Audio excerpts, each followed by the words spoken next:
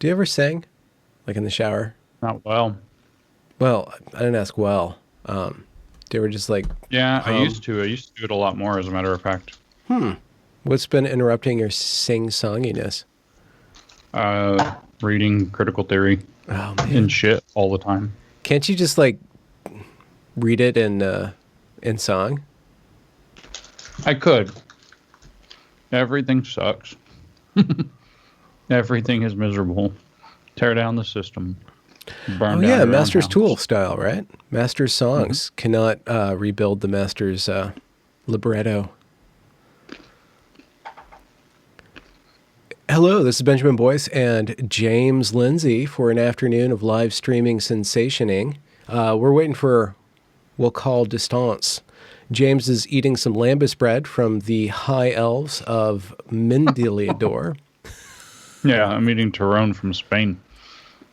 He's eating Tyrone Duro That is from correct. Spain. Yeah. Did you Yeah. get this on one of your, did it get sent to you by a fangoy or what? No, I have a Spanish family member who traffics me much Spanish goods. Oh, like, Yeah. like, like This person has hallucinogenic. successfully convinced me, in fact, that Spanish wine is the best of the red wines. I don't know my wine that well. There's something about wine that Well, at doesn't least get of the along. European ones. At least of the European ones. Really? That's Yeah. I don't know. So California does some really good work, so I can't really get down on California reds. But the truth is that, Italian reds and French reds, unless they're super good, just don't have anything on Spanish reds. But this is the kind of talk that'll get you killed. So you have to be very careful. Yeah, it And I will. say that, and I had some absolutely amazing French wine fairly recently too. So, but here we are. Here we are, waiting for Wokal. It's like waiting for Godot, but with more facial hair. Did Godot have... Yeah, and in a robe or something. You have no weapons today. You're not armed. You still have that lovely... Talking about. Yeah, I have my painting. Yeah, you have your painting. You can modern your enemies into a pacifist state. Coax them. Coax? How do you say coax? Like relax somebody? Coax? Coax. Dang it. Coax. Coax. The coax Coaxial hoax. cable. We can put coaxial cable around their neck and relax them that way. Wait, we're not supposed to recommend that on TV. No. Don't do anything that we do in your home. Except eat Tyrone.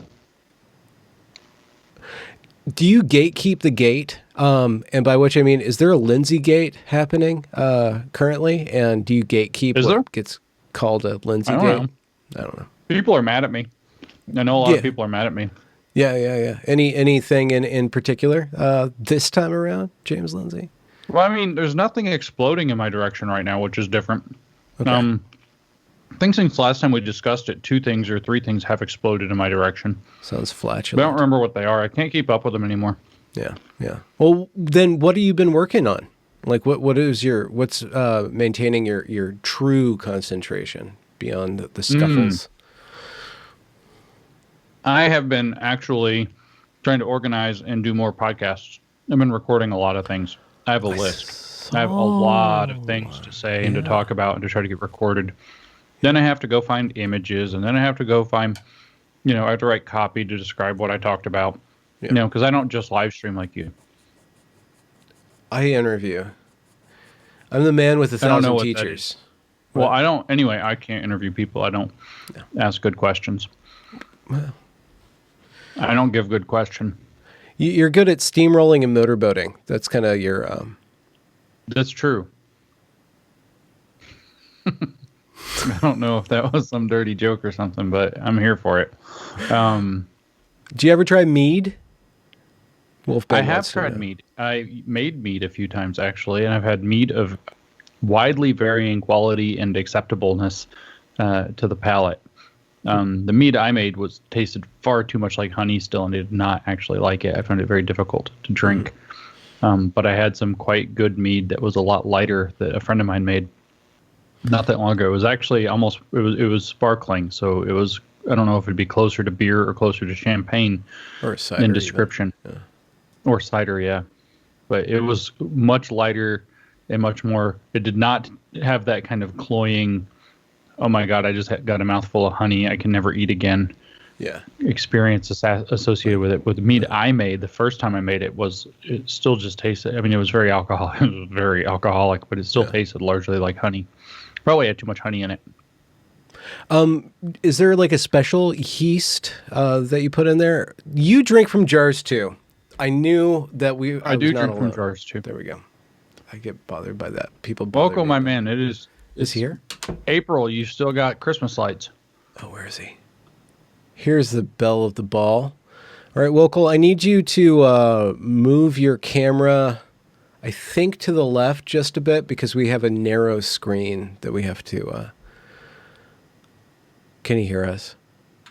I don't think he can hear us. I can hear you guys now. Oh, okay. Could you... No, he can hear us. I'm going to need to... When you're positioned with the mic, I'm going to need you to move over just a bit because we have a narrow screen real estate for this particular live stream. There we go.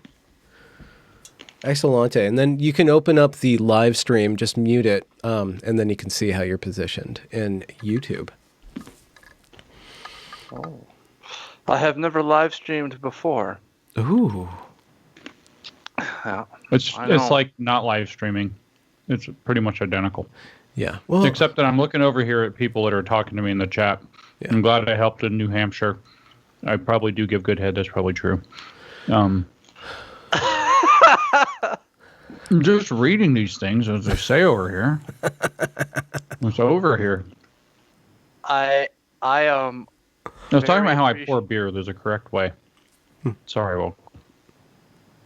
No, there is a correct way to pour beer. I've been told. I've been reliably informed of this. Yeah, you ever start brewed? Gentle, and then you go hard because you got to get some of the bubbles out. Mm-hmm. Uh-huh. So, what I'm looking at right now is there's a. No, I don't want to share my screen. Okay. So I'm looking at myself. It wouldn't fit. Well, this is actually good. This is actually a nice little segue here because. Okay, let's do this. I am looking at myself as I talk to James, and I'm watching myself on the one screen then be edited into a new frame and then talking to everyone else. Yeah. While I'm talking to everyone. Welcome to Postmodernism. Uh-huh. Video edition. Yeah. Frames within frames. I guess the framing is kind of modern, but then it gets really screwy. James, did you just get like an elven pocket of flavor there? No, it just hit my limit. Too much honey. So now what I'm seeing is I have a new screen that's now popped up that's just James in the middle of my screen for some reason. I don't know what I did to do that, but there's now an additional frame. So I now have two Jameses. I actually have That's because ideal. I have the YouTube open. It's three of you. 3 Jameses. The more Jameses you have, the better. I'm not even listed on your screen, huh? You are. There's 2 of you. And there's 2 of me, but there's 3 of James. Okay, well, James can get away with having an extra life. Dun, dun, dun, dun, dun, dun, well, that's, dun, dun, dun, dun, dun, dun, dun, dun. There's a dog in your screen, Wokal. There's a cat. I can't see Is that it. Hunter? Is that the White House dog? Well, Don't get bit. Pooping that's on the Wokal House cat. Pooping on the So I'm now sharing my screen. Oh, here we go. I don't know very much Zhongwen. It's not going to work, Woke. My Zhongwen is not very good. I started poking at it in 2014, and I never really keep it up. Occasionally, I go to I don't remember how to say China, Zhongguo.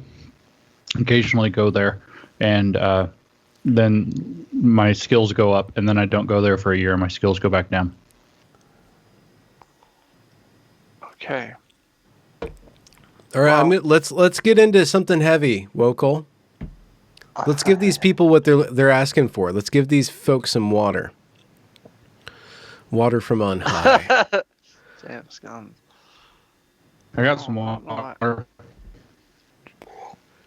All right, what are we getting critical about? We're supposed to get critical. Let's get critical. Critical. That's right. Let me hear James Lindsay talk. Yeah, that's Is how critical it goes. theory just the Hegelian dialectic applied to every foundation of a society's culture? Yes. Okay, well, hold on. What's a Hegelian dialectic? I guess we all know that. Ah, man. Okay, we all do know that. So Hegel had this idea. He didn't really have this idea. Kant had this idea of a dialectical process where you take ideas and you run them into opposing ideas, a thesis running into its antithesis, and that sometimes when you do that, you can then find a way that you understand both concepts in a similar or under a single light that would be called a synthesis. And Hegel had a variety of views about this, and usually the dialectic is attributed to him because he thought this was a great idea to apply to the kind of grand sweeping ideas of society, to reframe how society understands itself. He also believed that everything contains its own contradiction, Hegel did, and so that if you draw out the contradictions in everything that are inherent within it, then you have that dialectical process occurring so that the ideas are refining themselves and heading toward a more and more perfected state where they've been fully synthesized. So that's sort of what it is, but kind of in a shorter understanding it's that you are going to take whatever's going on in society, then you're going to compare it against a kind of radical ideal, show where it's problematic. So that's where you're going to have what's going on in society becomes the thesis. This is how it gets applied. Whether Hegel applied it this way or not is, another matter. We could talk about the young Hegelian approach, and then not the Jung Hegelian, but the young Hegelian. Okay. No, not as young as in younger people, as in not old, not the olds. So right after Hegel, there were two big schools of thought. That Hegel was like a rock star of his day. We're talking beginning of the 1800s, and so he was a rock star of his day. And two huge schools of thought kind of sprung up right in the wake of Hegel. One was old Hegelianism and one was young Hegelianism. Old Hegelians were mostly older social conservatives who believed that what Hegel was describing through the perfection of society was already reached. The ideal state had been reached in the Prussian state of the 1830s and 40s. The young Hegelians were like, that's obviously wrong. Stuff is not perfect. We have lots of progressive work to do. And so progressivism, in kind of a very real sense, is sort of young Hegelianism. And what all of Hegel's thought, I mean, he's very voluminous. He was attempting to pull out a full systematic philosophy of everything in the universe.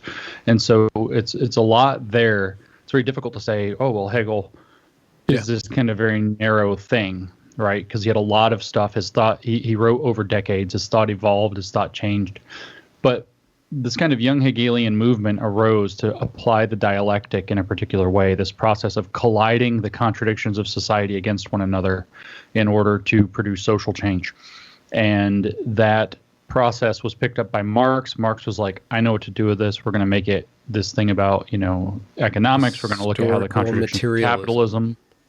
Yes, dialectical materialism.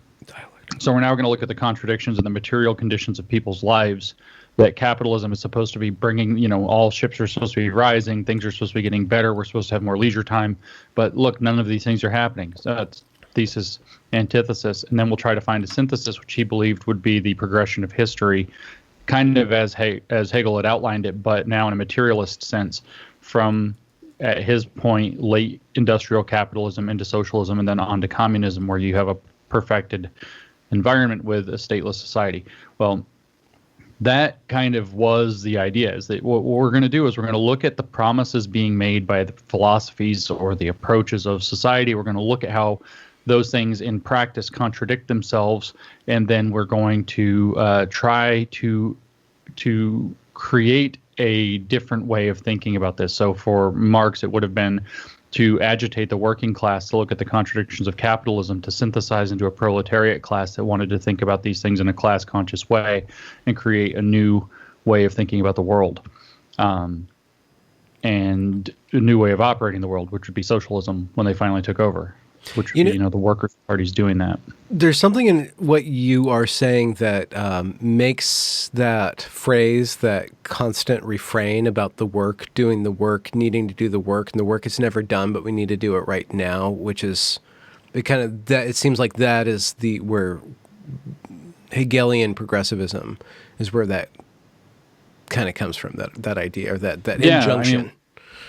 There are different interpretations of Hegel's metaphysics, and there is a particular kind of older conservative interpretation that's sometimes referred to as his pre-Kantian interpretation. The question was, did Hegel understand and agree with Kant, yes or no? And there's an older conservative criticism of Hegel that says that he either wasn't aware of this particular aspect, or didn't care, or rejected this aspect of Kant, which is a critique of pure reason. And therefore was advocating for a metaphysic where the ideas of society are going to move through this process of people engaging in the contradictions, bringing the contradictions up, doing the dialectical process. When you get on the other side of the dialectical process, then you enter into the situation where the world spirit, the Weltgeist, realizes itself, becomes the absolute spirit. You're in a perfected utopia. And that therefore brings to the progressive activists the idea that the faster and more aggressively we do this, the sooner we get to the utopia. The sooner we get to the end of history, where we will know who was on the right and wrong sides of it. But this kind of telos of history, this purpose to the arc of history, toward a progressive arc of history toward a perfected society, is really kind of what's driving progressivism in that regard.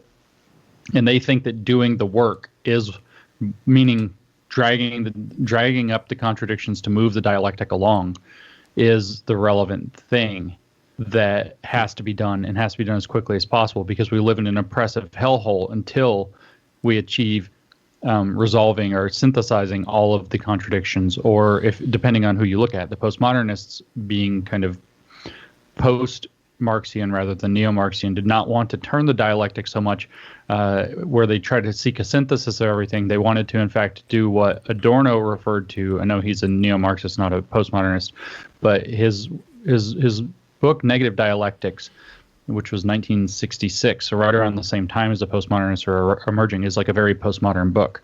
The goal, and this is, you can see kind of with Derrida's deconstruction, it's kind of the same idea, is to now bring up the thesis, bring up the antithesis, and then don't seek a synthesis. Leave that at particulars. Tear everything apart and leave it in its particular form.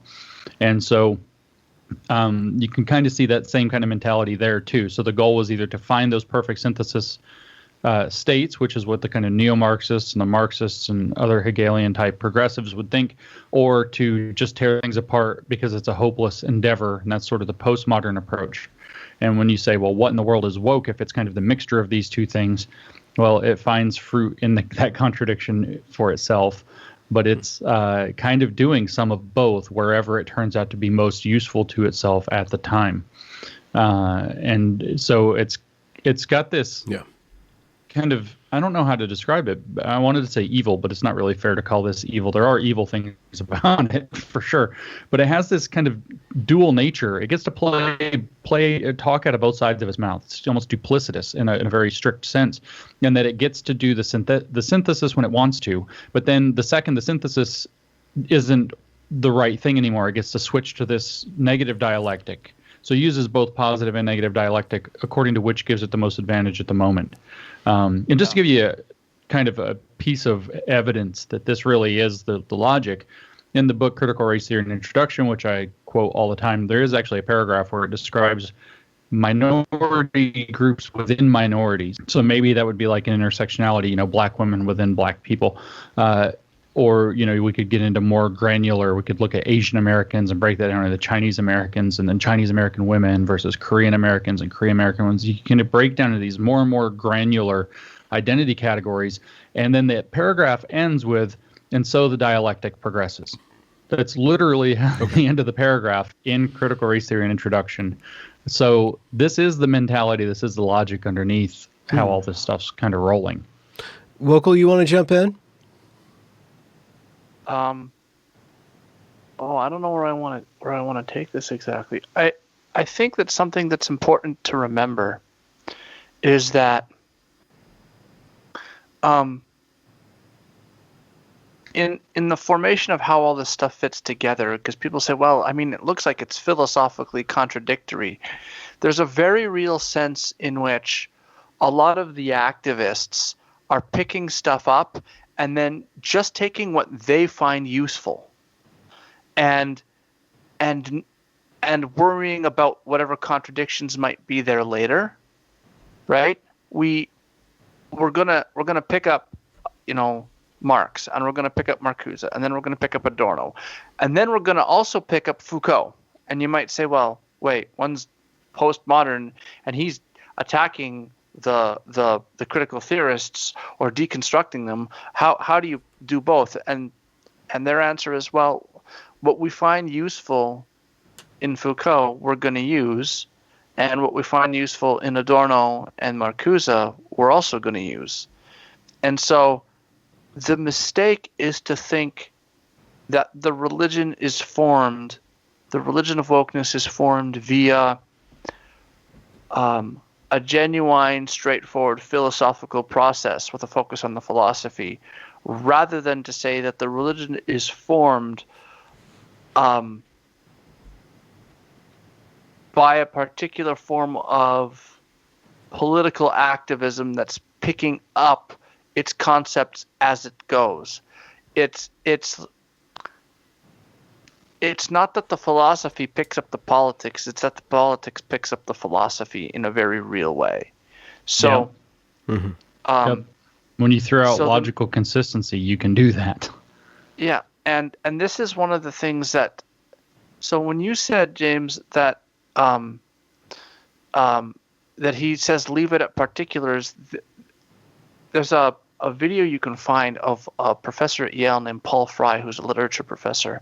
And when he does his teaching on postmodernism, one of the things that he does is one of the ways that he gets his way into the problem, because you could have a lot of starting points, right, with postmodernism wherever you want. But he says one of the things is to look at it as a sort of skepticism regarding parts to wholes, right? Like, I mean, if I think of a car, and then I think of a wheel, and then I think of the tire, and then I think of the bolt. What's the relation between the bolt and the tire and the wheel and the car, right? Are those unrelated objects? Well, no. Are they the same object? Well, I don't know. The tire is not the car, right? And so postmodernism would say those are different things, or those are the same things. So are we going to take the car qua car as a whole, or are we just going to say that there are that the car just is a series of particular things at a particular time, and that can change? If I take the tires off the car and I replace it with, say, a hovercraft engine so it hovers, is it still a car? And they would say, well, what we call a car can change, the language can change, the language is unstable. And so he describes postmodernism as something like a I don't know if you want to call it a pessimism or a cynicism of parts to whole relationships. So a good way to look at this is, for example, queer theory, which says, what genitalia you have doesn't matter, right? And part of the reason that is because that's the parts to whole thing, right? Does your reproductive organs determine what the whole organism is, right? Well, they would say no, because the parts and the whole are separate entities in a certain way, right? Just like the wheel is not the car. And so when you do that, everything that exists merely becomes different combinations of material Legos, as it were, right? So I am just a collection of atoms in a certain way. If you want to break me down that far, I'm just a collection of atoms. And James is just a collection of atoms. And the cat that's at my feet right now is just a collection of atoms, right? Mm-hmm. And so how does a Wokal or a James emerge from this? Well, there's some connection there, but they would say that there's nothing inherent and that it can be deconstructed and re-understood along whatever lines you want. So I could understand James as a living organism. I could understand James as a mammal. I could understand James as a human being. I could understand James as a collection of body parts. I could understand James as a collection of atoms, or I could understand James as a collection of protons, neutrons, and electrons, right? And at each level of description, you're dealing with something new and a new way of looking at it. And so because you have this parts to whole thing, when you do what Marcuse does, and say, well, we'll just leave it at particulars, you haven't entered postmodernism, but you've just opened yourself up to the postmodernist way of being able to say, that's right. There are no essences. There are no inherent properties of things, right? And so there are no souls, no spirits. Derrida really got on this when he was writing. He said that there's no the metaphysics of presence, right? Where he said there is no how does he use it? There's nothing that is quintessential about anything that gives it its meaning or defines what it is. That's all misguided and wrong. All there is the particulars, and the parts to whole relations can be described as however you want. And in that regard, I can view the tire as part of the car, or I could view the tire as its own independent entity. There's nothing conceptually that requires the tire to be part of the car. And in fact, when the tire bursts, it will no longer be part of the car. So in that regard, there is no inherent metaphysical or conceptual tie that forces these things to be a part of each other. They can be rearranged however you want. And once you take that step, you might not be postmodern when you say everything is just particulars, but you're knocking on the door. You're putting the golf ball on the tee for Baudrillard, Derrida, and Foucault to come along and knock it out of the park and say, all of your essences, all of your concepts can be broken down and gotten rid of and are merely the products of social processes. There's no such thing as a real arm and real fingers and real hand. It's just those are just various levels of description that I'm imposing on this object right here, right? And how do you get there? Well, you don't get there in one big leap. The first thing you have to do is say it's all just particulars. Once you take that step, everything is just kind of waiting. And how do things make sense then?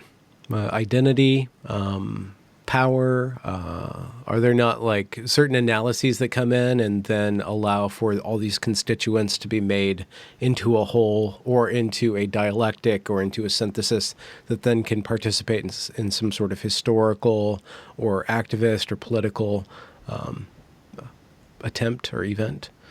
Well, it's not that it's that there are many. It's that there is a infinite plurality of such things, and even the scope of the ones that we're thinking of is just a very narrow slice of all the various, as Foucault might word it, potentialities of being that fit into that. So this is even kind of, it relates to the so-called death of the author, which is a bit humorous, because people are talking about whether or not Foucault is going to get canceled now that it's revealed that was a pedo for pretty certain. And the answer I had already given at one point, of course, was no, that won't happen because they've already kind of canceled him by saying that he was white privileged and it doesn't really matter. But there's also this concept of the death of the author. So it doesn't matter even if they're misusing Foucault because it's their interpretation of Foucault that is what's relevant to them. So what they've basically done is given themselves infinite license where to act kind of like the Blob and to then, jump from one interpretation to another with no necessity of consistency between these. This is why they get to act in a sense like they have a superpower. But what this does is it splits the world kind of into two. And there is kind of the world that builds and the world that deconstructs. Martin Gurry, of course, writes about that in Revolt of the Public. There's the institution, and then there's that which will centralize and that which decentralizes. There are the people who try to create something or build something, and those who try to deconstruct that thing, and they're kind of in fundamental opposition. And the postmodern view is we're going to live in the deconstructed. So if we decide all of a sudden we're going to launch into this interpretation or that interpretation because it's useful for what we're doing right now, then that's fine. But if later we're going to adopt a different one, well, that's also fine, because in the words of the famous, well, it's maybe not that famous, but it's scarred on my brain, old Saturday Night Live skit, is that wrong? Who's to say? It's sort of very, very, very postmodern kind of thing to do. So postmodernism came along, actually, when we look at wokeness, what postmodernism did by getting grafted onto the work that was being done by these critical activists already was gave it the ability to kind of slip away from any possibility of criticism, because whatever it does is okay now. Whatever it does is just a social contingency, and the politics of the moment generated the social contingencies that made that the correct interpretation, or the right activity, or the right way to look at things, or the right way to conceive of something, or the right morals for the moment. And then in another moment that may have changed, and it's kind of it's broken the link between consistency or coherence or even any single or solitary conception of what's right and wrong, or any such picture whatsoever, and which gives them the superpower of being able to move in and out and do whatever they want. The problem is we're kind of seeing right now where the woke movement kind of controls the Democratic Party. They've got lots of power, and they're not doing a great job. It's like a few months in, and everybody's like, "What? What is going on?" Everybody's like, "Holy shit! They can't handle their power. What is going on?" And the thing is that when you've chosen the side that has no consistency, and you have all these superpowers now, coherence isn't necessary. Turns out you are not actually equipped to build anything. You're only really equipped to kind of tear at things and play around and whatever. So it doesn't. It's kind of an irony that you have this super powerful tool that allows people to seize power, but by taking up that super powerful tool, you lose the capacity to wield power. So you seize power that you can no longer wield, which on the one hand is hilarious and certainly going to burn itself out in a way, but on the other hand is horrifying, because you now have sort of a thing that has no rules, that has lots of power, that can act kind of randomly. And the one kind of consistent thing that I can say comes with the woke movement is that whatever it does wrong, it will deny responsibility for having done, so that it can continue to do whatever it's going to do next. And so, that's one thing it certainly is able to do, is always deny responsibility for anything that goes wrong. I mean, I just saw this thing in Washington, your gorgeous but horrifying state, Mr. Boyce, that here it comes. They're only going to do they're only going to grade 1 out of 14 students or something like that. Or just some absolutely ridiculous, let's just, our education plan with this ethno math and whatever else is failing miserably. So let's just hide the body and report in very, they're only going to report state averages and things like this. It's just that's okay though, because the rules are that's what the moment calls for. So that's just what we're going to do. This is a very what about the very right? Precarious situation. What about that's something we were going to talk about. We have a question about, did the right fail to fight it on its own terms, and what happens when the right takes up postmodernism? How would that look like? We're now associating postmodernism with the left and Marxist and stuff, but what if it is taken up by the hands of nationalists? So we're going to have to talk about the pomotrads, or is that what we're going to talk about as the pomotrads? What's a pomotrad? So a pomotrad. Right, so we need to have a discussion here before we set this up. Okay, Wokal. I want James hotness. to talk about the pomotrads. What's the average hotness of a pomotrad? Very hot, kind of hot. Not too hot. They're all anonymous. That's a good question. They're all anonymous. I was going to say they're all anonymous. Nobody knows. So I want to set up something. I'm going to set up Baudrillard, and then I think once I set up Baudrillard, James has had a bunch of the pomotrads recently pile into his mentions, so he'll be able to comment on that maybe a little bit better than I will. So can I set up Baudrillard, because you'll see the Baudrillardian thing go on here. Okay. Does that make sense? Who is Baudrillard? He's the Matrix dude. Talk about Trump within reference to Baudrillard as well. But Trump and Pomotrads, while there is some crossover there in support or whatever, they're certainly different phenomena. Yes, that's two different types of postmodernism. So, so when we talk about postmodernism, we have to remember that there's different strands of it, right? So, Derrida is one particular wing, I guess you could say, of postmodernism, right? He's a linguistic wing of postmodernism and a metaphysical wing, right? That's the post-structuralist wing. Yeah, and then Foucault sometimes gets lumped in with post-structuralist, but Foucault is the cynical wing dealing with power. That's the power analysis, right? And so when we use the term deconstruction, right, when we talk about that, there are, as Jamie Cullum points out, different kinds of deconstruction now. What Derrida said, when Derrida said deconstruction, and what he talked about was a very particular thing that was done in a very particular way. And there's now Foucauldian deconstructions, right? And then there's deconstructions that do both. And so this is all kind of getting mixed together. But if a good way to think about it is to say, okay, Foucault was deconstructing things along the lines of power, right? That's what Foucault was really interested in.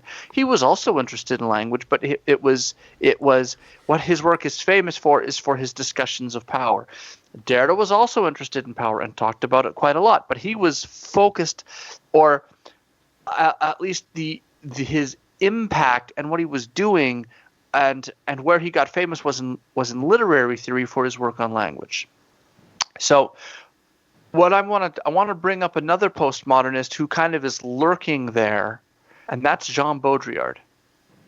So in order to understand Jean Baudrillard, we need to rewind back a little bit. And in the 50s and 60s, there was a guy named Guy Debord.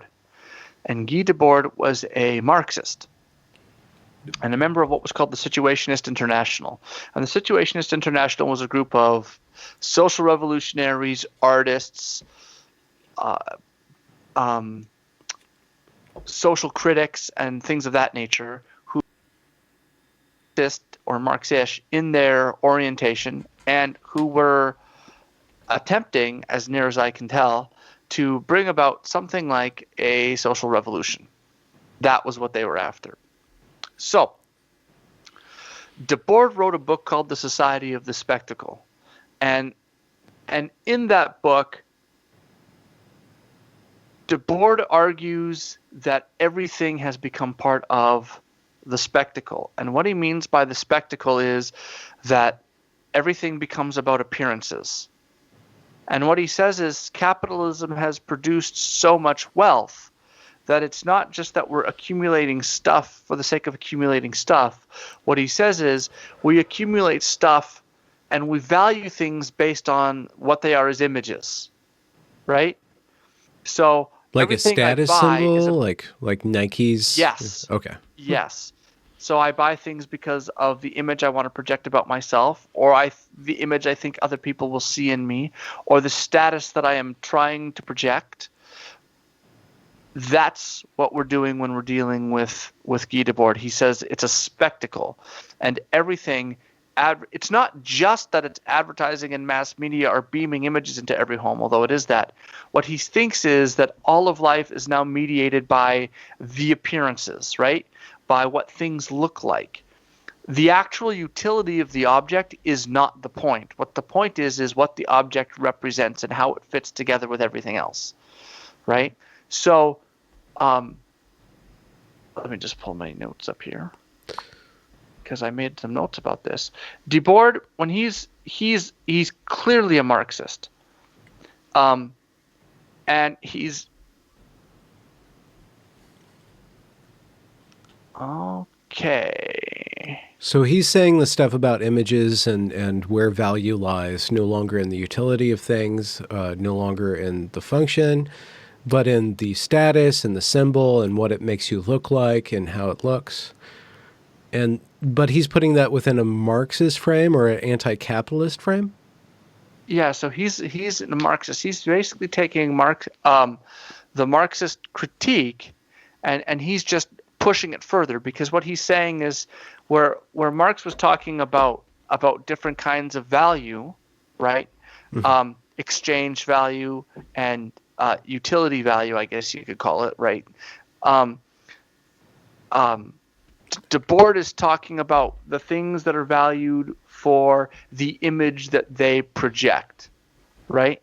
So a nice way to put it, in the Rebel Cell, what they say is a nice way to break down his critique is to say that the world we live in is not real. Consumer capitalism has taken every authentic human experience, transformed it into a commodity, and then sold it back to us through advertising and mass media. So every part of human life has been drawn into the spectacle, which is nothing but a system of symbols and representations governed by its own internal logic. I think it's tempting to think he's just doing a critique of the saturation of media, but I think it's more than that. I think he's arguing that the culture of consumerism has created a situation where people buy things because of what the things they buy represent, not because they need them. They want to create for themselves an image.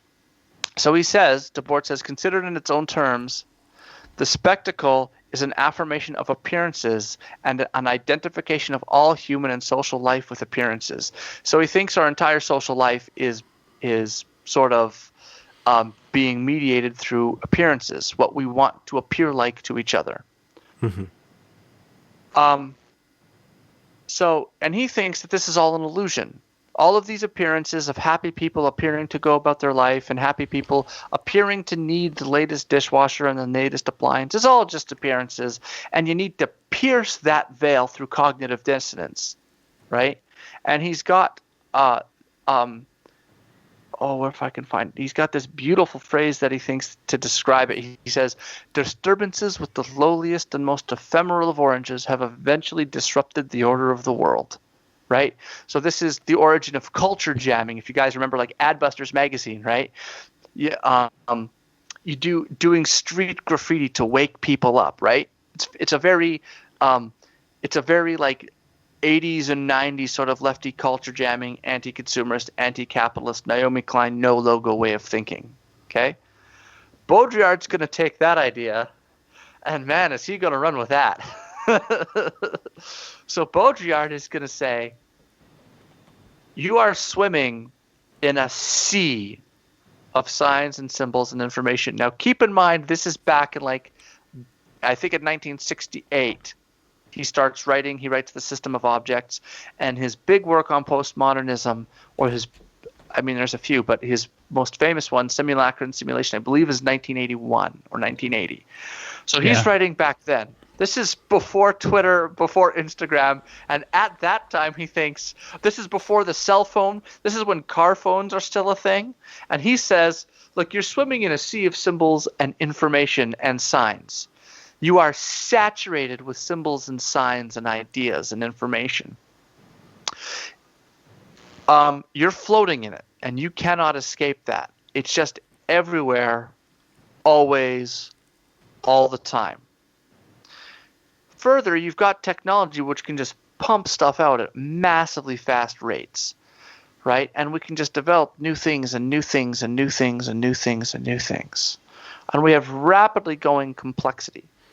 Rapidly building. And what Baudrillard says is, what he thinks is that we lose touch with reality.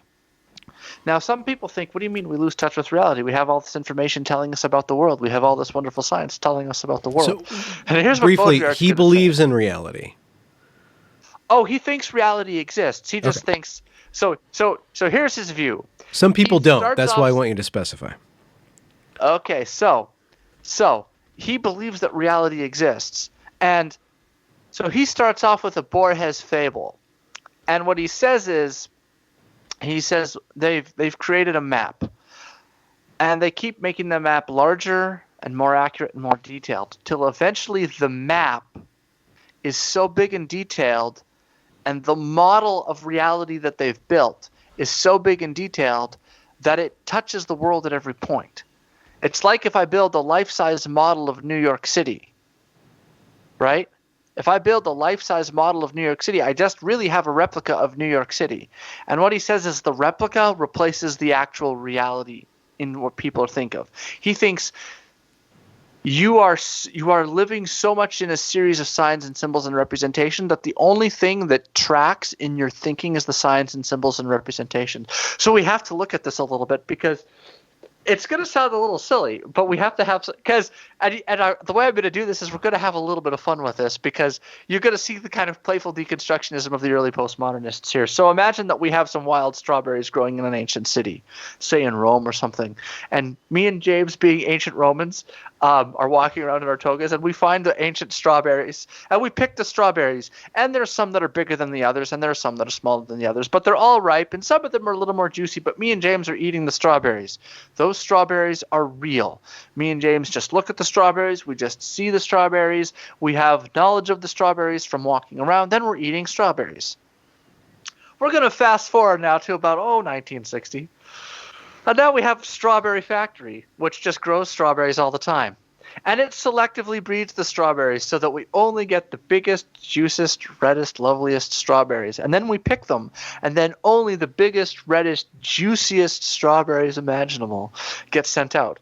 So the average person sitting in their home only knows the flavor and the taste of the biggest, reddest, juiciest strawberries. So we have what you might call a productive copy of the strawberries, right? We're making the strawberries, but they're still, in a sense, they're real strawberries. It's just strawberries on evolutionary steroids. But then, James and me, having our knowledge from ancient Rome, because we're still alive, say, hey, we can make strawberry candies. So what do is we distill out of the strawberries the flavor of the strawberries, and we double the strength of it, so it's way stronger than any strawberry that you could ever have wanted. It's way stronger than that. It's like twice as strong or 10 times as strong. And we're going to add sugar to it. And we're going to create a strawberry candy. Well, fast forward to the 1990s, and the Jolly Rancher company says, hey, look, what we're going to do is we're going to do that same thing. But you know what? The strawberries are really expensive. So we're going to design a thing that tastes like the strawberries, and we're going to replace that wonderful natural cane sugar that you guys use. We're going to replace that with high fructose corn syrup. And then we're going to make the Jolly Rancher. So now the Jolly Rancher is the strawberry Jolly Rancher that tastes like the strawberry candy, that tastes like the wonderful 1960s selectively grown strawberries, which taste like the original strawberries. But whoa, wait. Someone's going to come along and they're going to make a soda. Jolly Rancher soda. Jolly Rancher strawberry soda, which tastes like the Jolly Rancher, which tastes like the candy, which tastes like the strawberry, which tastes like the original wild strawberries. But hold on a second. We're going to make 7-Eleven comes along and says, hey, you know what would be really good? If we made a Slurpee of the Jolly Rancher strawberry soda. So eventually the Slurpee of the Jolly Rancher strawberry soda takes off, man, and everyone just loves it. And everyone's drinking it. Eventually, you know what? I have a son. I have a kid. We're going to name him, we'll call him Michael. Jacques. Benjamin Michael. Might be a good name for I was going to go Theodore, let's call him but Benjamin. whatever. Benjamin, actually. Yeah, let's call him that. And my son loves the Jolly Rancher strawberry Slurpee from 7-Eleven. And my son is out walking, drinking his strawberry Slurpee, and that's all he's ever had. I don't buy strawberries for my kid because there's COVID. So all he ever has is the strawberry Jolly Rancher soda Slurpee from 7-Eleven. And now as he's walking around one day, he looks over and he sees this odd bush of these like green and red things that are kind of growing, and they're kind of funny and they're kind of misshapen. And he goes, oh, those look like – that looks like the kind of like logo here of a strawberry. And he goes and he picks it and he goes, well, it kind of tastes like my Slurpee, but the Slurpee's way better. The Slurpee is cold and refreshing, and carbonated. It's so sweet, and the flavor is so powerful. That's what a real strawberry tastes like. So now we've gotten to the point where we started with wild strawberries, and we ended up with a ice cold, sugary fructose corn syrupy thing, which tastes like a cold soda, carbonated water fructosey syrupy thing, which tastes like a candy fructosey syrupy thing, which tastes like a strawberry sugary candy thing, which tastes like a selectively grown strawberry, which tastes like a wild. And we are completely divorced from the original strawberry. And now the flavor of strawberry is associated with the Slurpee, right? That's the thing. And the picture of the strawberry... people prefer the Slurpee to the real. That's right. The Slurpee is the thing that we care about. It's more real than real. It is a hyper-real thing. And then when we go further into the future to 20XD6, we get betrayed by Cypher, who's like, no, plug me back in. I just want to eat strawberries again. Because the movie The Matrix is exactly about this. Yeah. The Matrix is the signs and the symbols and the manufactured fake reality, the copies of a copy of a copy of a copy of a copy of the things that we prefer to the real thing, which is why we prefer women on Instagram who have Snapchat filters to make them look more female than female, and we love the bodybuilders that have so much muscle that they're more manly than manly, and the strawberries that are more strawberry than strawberry, and the President Trump, which is more American than American. He's almost a caricature of America because he hugs the American flag and serves McDonald's at the White House, which is more America than America. It's America on steroids. Yeah. Baudrillard's going to say, we live in a world where nothing is real. It doesn't exist. Nothing exists. And he pushes this and pushes this and pushes this and pushes this and says everything is not real. It's hyper real. It's not that it's fake. It's that it's what's real on the other side of reality. The real thing is the strawberry. The hyper real thing is the Slurpee, is the strawberry Slurpee, which you'd much rather have than the original strawberry. It's way better. Which is why he keeps going and he pushes this. And eventually he says things like, the Iraq War did not take place. The Iraq War didn't happen. Now something happened, but Baudrillard's going to say, look, what happened in Iraq was a purely symbolic thing. It had nothing to do with the facts on the ground. It was Saddam Hussein is a symbol of evil, and the United States is a symbol of good. And being that the United States is a symbol of good, what do symbols of good do? Well, they have to have a simulation of being good. They have to simulate it in some way. And what we're going to do is fight the bad guy, which is Saddam Hussein. But of course, we're not going to have a real war. We're going to have a fake war. We're going to have a false war. It's going to be a simulation of a war. And we're going to film it. And you can watch it on TV every night. So George H.W. Bush is going to get up lights, camera, action, I declare war, and all the media companies are going to film it, and we're going to watch stuff get shot, and the end is never in doubt. There's no struggle, really. It's just the powerful boot of the United States just crushing Saddam's army. And we all sit around and we all talk about how wonderful and good we are because we've defeated it. We've defeated the enemy that we set up for ourselves, that we created for ourselves so that we could act out the image of being good, so that we could be the simulation of a hero. So what he says is the Iraq War, as you think about it, as a real war, of a real struggle where there's a real end in doubt, and that's a blood and gut struggle, he says that's been completely replaced by the symbolic nature of it. And so he says when you go and you watch the war on TV and then you ask a soldier who was actually there what it's like, the actual soldier says, I didn't see any of that. I was locked away in a bunker dropping bombs that looked like a video game. I was piloting my F-15 fighter, and it looks exactly like, Top Gun for the 8-bit Nintendo. I had no idea. I didn't see actually any people there when I was locked away in my bunker targeting, Patriot missiles. I didn't see anybody or anything. He's there now. Baudrillard says there's not real stuff. There's not that there's not real stuff going on the ground. There is. It's just we don't know anything about that.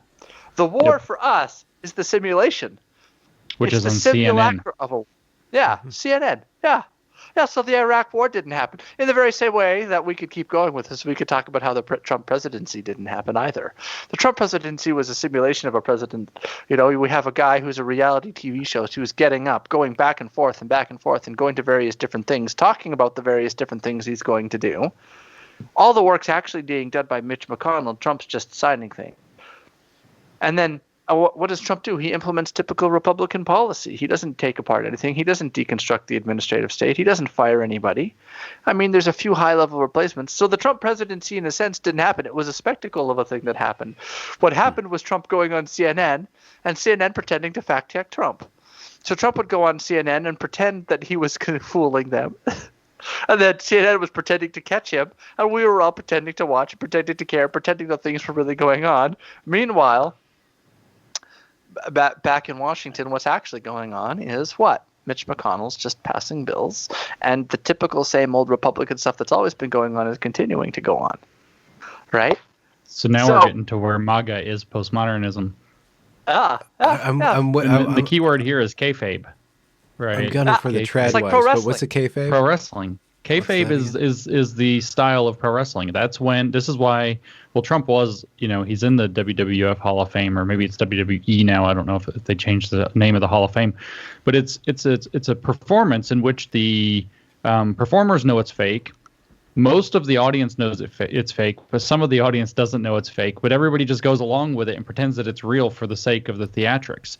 And so, and kind of a key with kayfabe is that you kind of give winks and nods, to the fact that it's fake. It's kind of like when Deadpool breaks the fourth wall, and then he breaks a fourth wall, breaking a fourth wall, which is like a 16-dimensional wall or something. Like, that's kind of a kayfabe flavored thing. And kayfabe actually psychologically eases the dissonance of living in a hyper-reality and in reality at the same time. Oh, okay. Because somebody's now kind of winking through the camera and saying, it's okay. It's not real.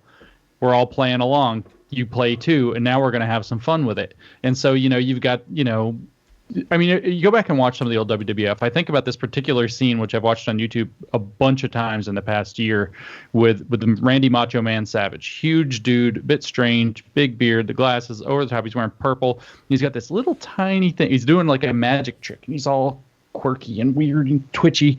And then he's doing like this little magic trick, and he's like, what I just wanted to tell you to Gene or whatever, to Mean Gene, he's like, what I wanted to tell you is, whoosh, and he pulls out this teeny tiny little half and half thing. The cream rises to the top. I'm the cream of the crop, and the cream rises to the top. And then he opens it and just pours it out on the floor. It's the stupidest thing in the world.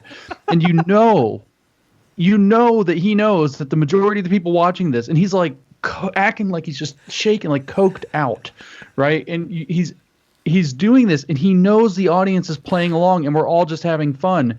And in some weird way, it relieves the stress of living in this world where we also know we're being fed these ridiculous narratives that are that are hyper real, that are more real than real, and yet somehow profoundly unsatisfying. So what happens with Trump is he came in, and in a sense, he understood, whether probably just intuitively, that we do live in postmodernity now for whatever set of reasons, and that if he breaks the fourth wall in the right way, if he goes on CNN and doesn't just go on CNN and play the game, but says fake news every single time, fake news CNN, no, I won't talk to you.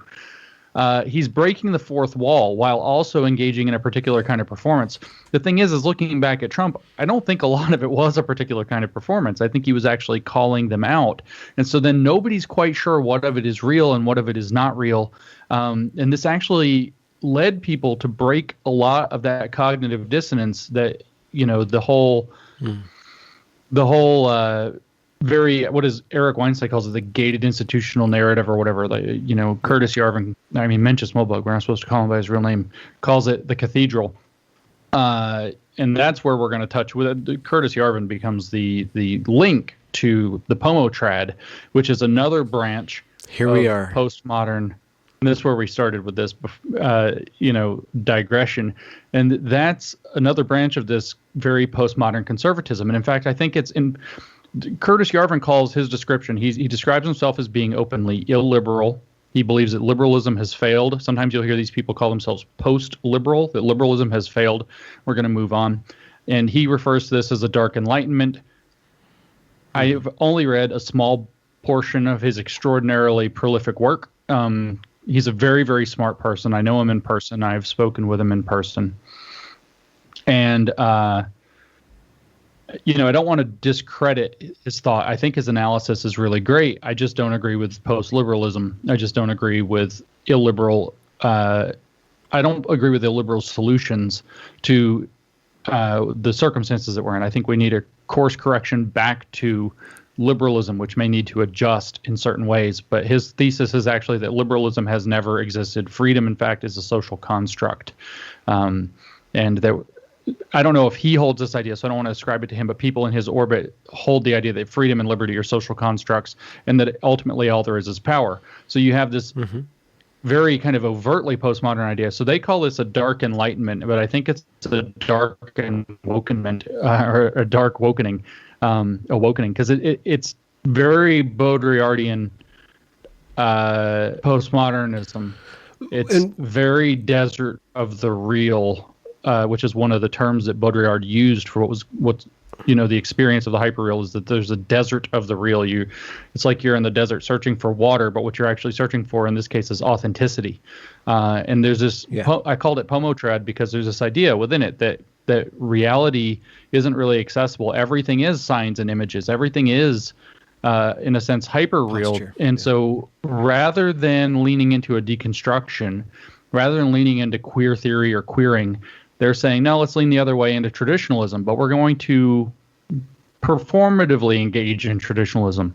There are no real traditions. Any tradition that gets established will be deconstructed by the deconstructionists. So we can't establish any real traditions. So we're just going to perform the traditions. We're not really traditionalists, but we're going to live our lives as though we are traditionalists. And there's this weird aching nostalgia, like Frederick Jameson describes when you read these people. Like they wish they could live the life of their grandparents. They wish that they could live this pre-digital, pre-deconstructive life, and that they could lean into traditional values. And this isn't as much Curtis Yarvin at this point, as far as I can tell. He's a much different kind of thinker than this.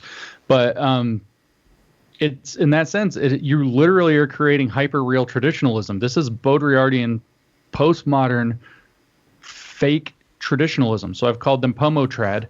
As a kind of shorthand for that, because I'm not a huge fan of the movement, which also tends to share in its orientation. If I were to call it like a dark woke, I think it's virtually identical to wokeness, except that it points in the opposite direction.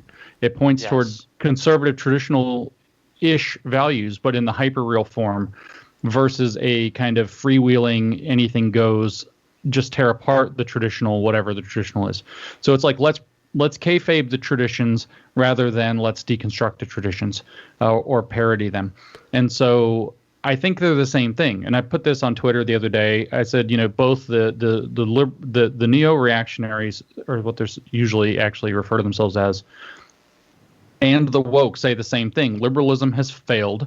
Liberalism leads inexorably to some bad conclusion. For the woke, they say it's fascism. For the neo-trads, they say it's communism. The neo-reactionaries say it's communism.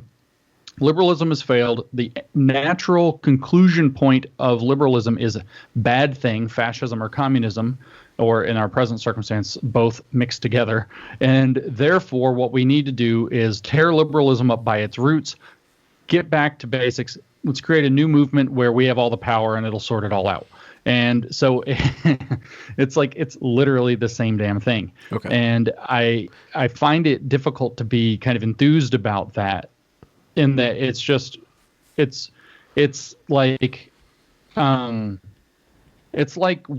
wokeness, except that instead of leaning into racial identity per se, or leaning into especially queer identity, it's like woke, but instead of let's be queer, it's let's pretend that we're traditional. And when I say queer, remember, queer is almost performative gayness, right? It's what people used to call being flamboyant or a flamer. I don't know if you're allowed to say that word anymore. So it's performative. Queerness is a performative thing. It is a politics of parody around kind of hyper ostentatious displays of homosexuality or gender nonconformity or something like that. It's not just being gender nonconforming. It's not just being somebody who isn't quite sure, they're kind of in between and where the hell they present themselves, or just genuinely non-binary or whatever, or they're genuinely transsexual, as it used to be the case. It's not that. It is performing kind of intentionally ostentatious bending of gender or sexuality. And this is the same thing. It is performing the exact opposite thing, being trad. No, we want families and we want structure and order, and of course we all follow the Mike Pence rule, but of course no, we really don't. We're going to perform traditional gender roles. We're going to perform traditional societal roles. We're going to perform them.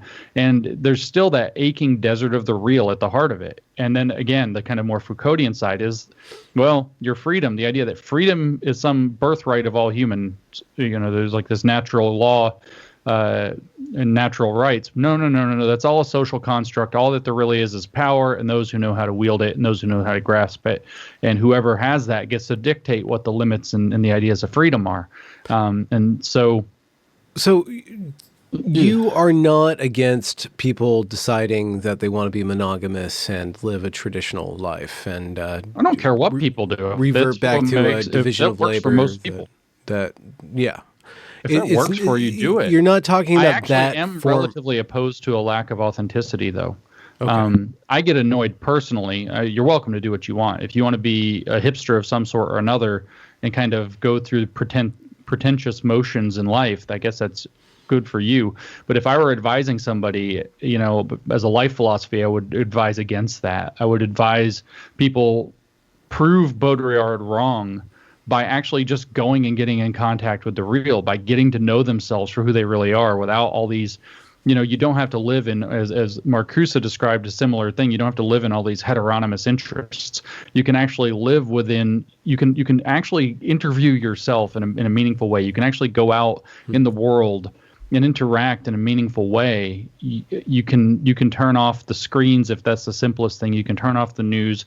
You can just go out in the world and try to have authentic relationships and do authentic things.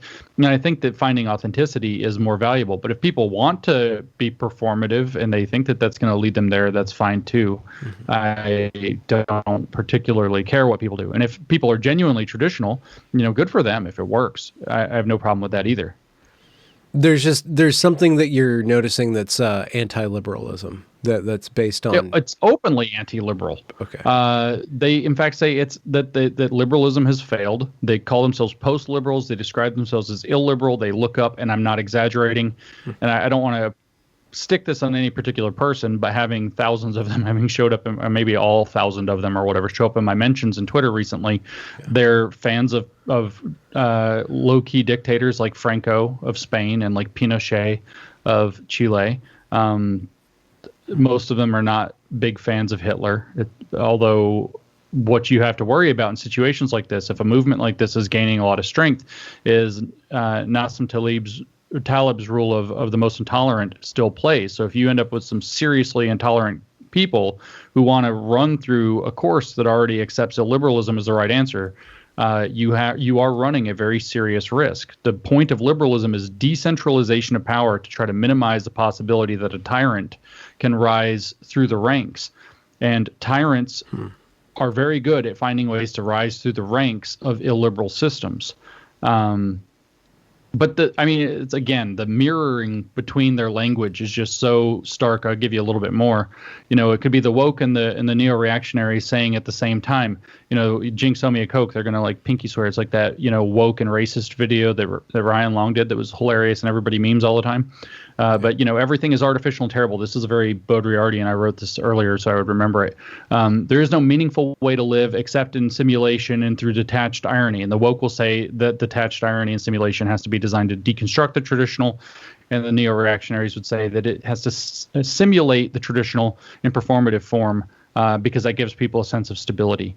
I don't think that this is great. If you want to be a traditionalist or if you want to explore it, dive in and try to be authentic with it. Maybe it's not the life for you, but that's fine. I certainly live a somewhat postmodern life, but I feel like I do so seeking and valuing and honoring authenticity. So it's possible. One other one that I wrote down was the woke and the neo-reactionaries would simultaneously say that, like I mentioned, freedom is a social construct. It doesn't really exist. It was created by the powerful to keep. This is literally. Both ideologies say this. It was created by the powerful to keep people content enough not to realize how miserable their lives actually are and how much under elite control they actually are. And that goes so far as to include social norms. This is where we really touch on the queer theory side, the performativity side. Social norms, in fact, are a huge part of the problem, unless they are the ones that we want to enforce upon people for some greater good. And I just don't get down with that kind of thinking. I just don't accept it, fortunately, for those people who disagree with me. Return to Reason writes, and then Wokal, I want you to step up, but I want to read this because there's a wordplay. The gaslightenment, or the gaslightenment. Yeah. Reality is broken. People are now unable to process their immediate circumstances. Ted Wheeler from Portland was reelected. Our map on reality is social media legacy news. Twitter is literally terraforming reality. I've been getting more and more disillusioned with Twitter. Oh yeah, you got to be really careful with that. What did I say on the 6th of January, the 7th of January? I got made fun of yesterday for having said it. Then I'll get made fun of again for it. Is that you don't know what happened at the Capitol on the 6th? You don't know what happened. This is perfect to illustrate Baudrillard. Baudrillard would have had a field day with this. Baudrillard would have said you had a guy who was a hyper-real president. I mean, I just sent you a link in the chat. I can't find it. I'll pull it up. If you could send it on Twitter when you have a second, but go to your point. It's Donald Trump making fun of being presidential. I could try and play it here, but Trump makes fun of being presidential. Can you send it to me on Twitter, and then I'll try to figure out how to get it onto our news feed for everybody to see? Because you've mentioned this several times before. It's in the Skype chat. I can't open the Skype chat for some reason. It's all broken. I just sent it via Twitter. Thank you. I was going to do it too, but we're now figured out. But no, this is the thing. This is one of the things that I used to bring up, in fact, that Trump was postmodern. But he's not neo-reactionary, though, right? No. Okay, so hold on. So we're gonna have some Baudrillard and postmodernism now. So what Baudrillard is gonna say is Baudrillard is gonna say, look. Wait, hold on. Do you know how to play it? 1 second. Monsieur Boyce, Monsieur. See if you can play Trump. Oh, I can't.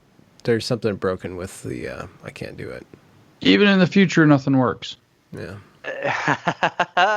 So what Trump does is there's a video. We'll try and find it. We can get it. We could link it later in the description below. I'll link it in the description and in the chat feed.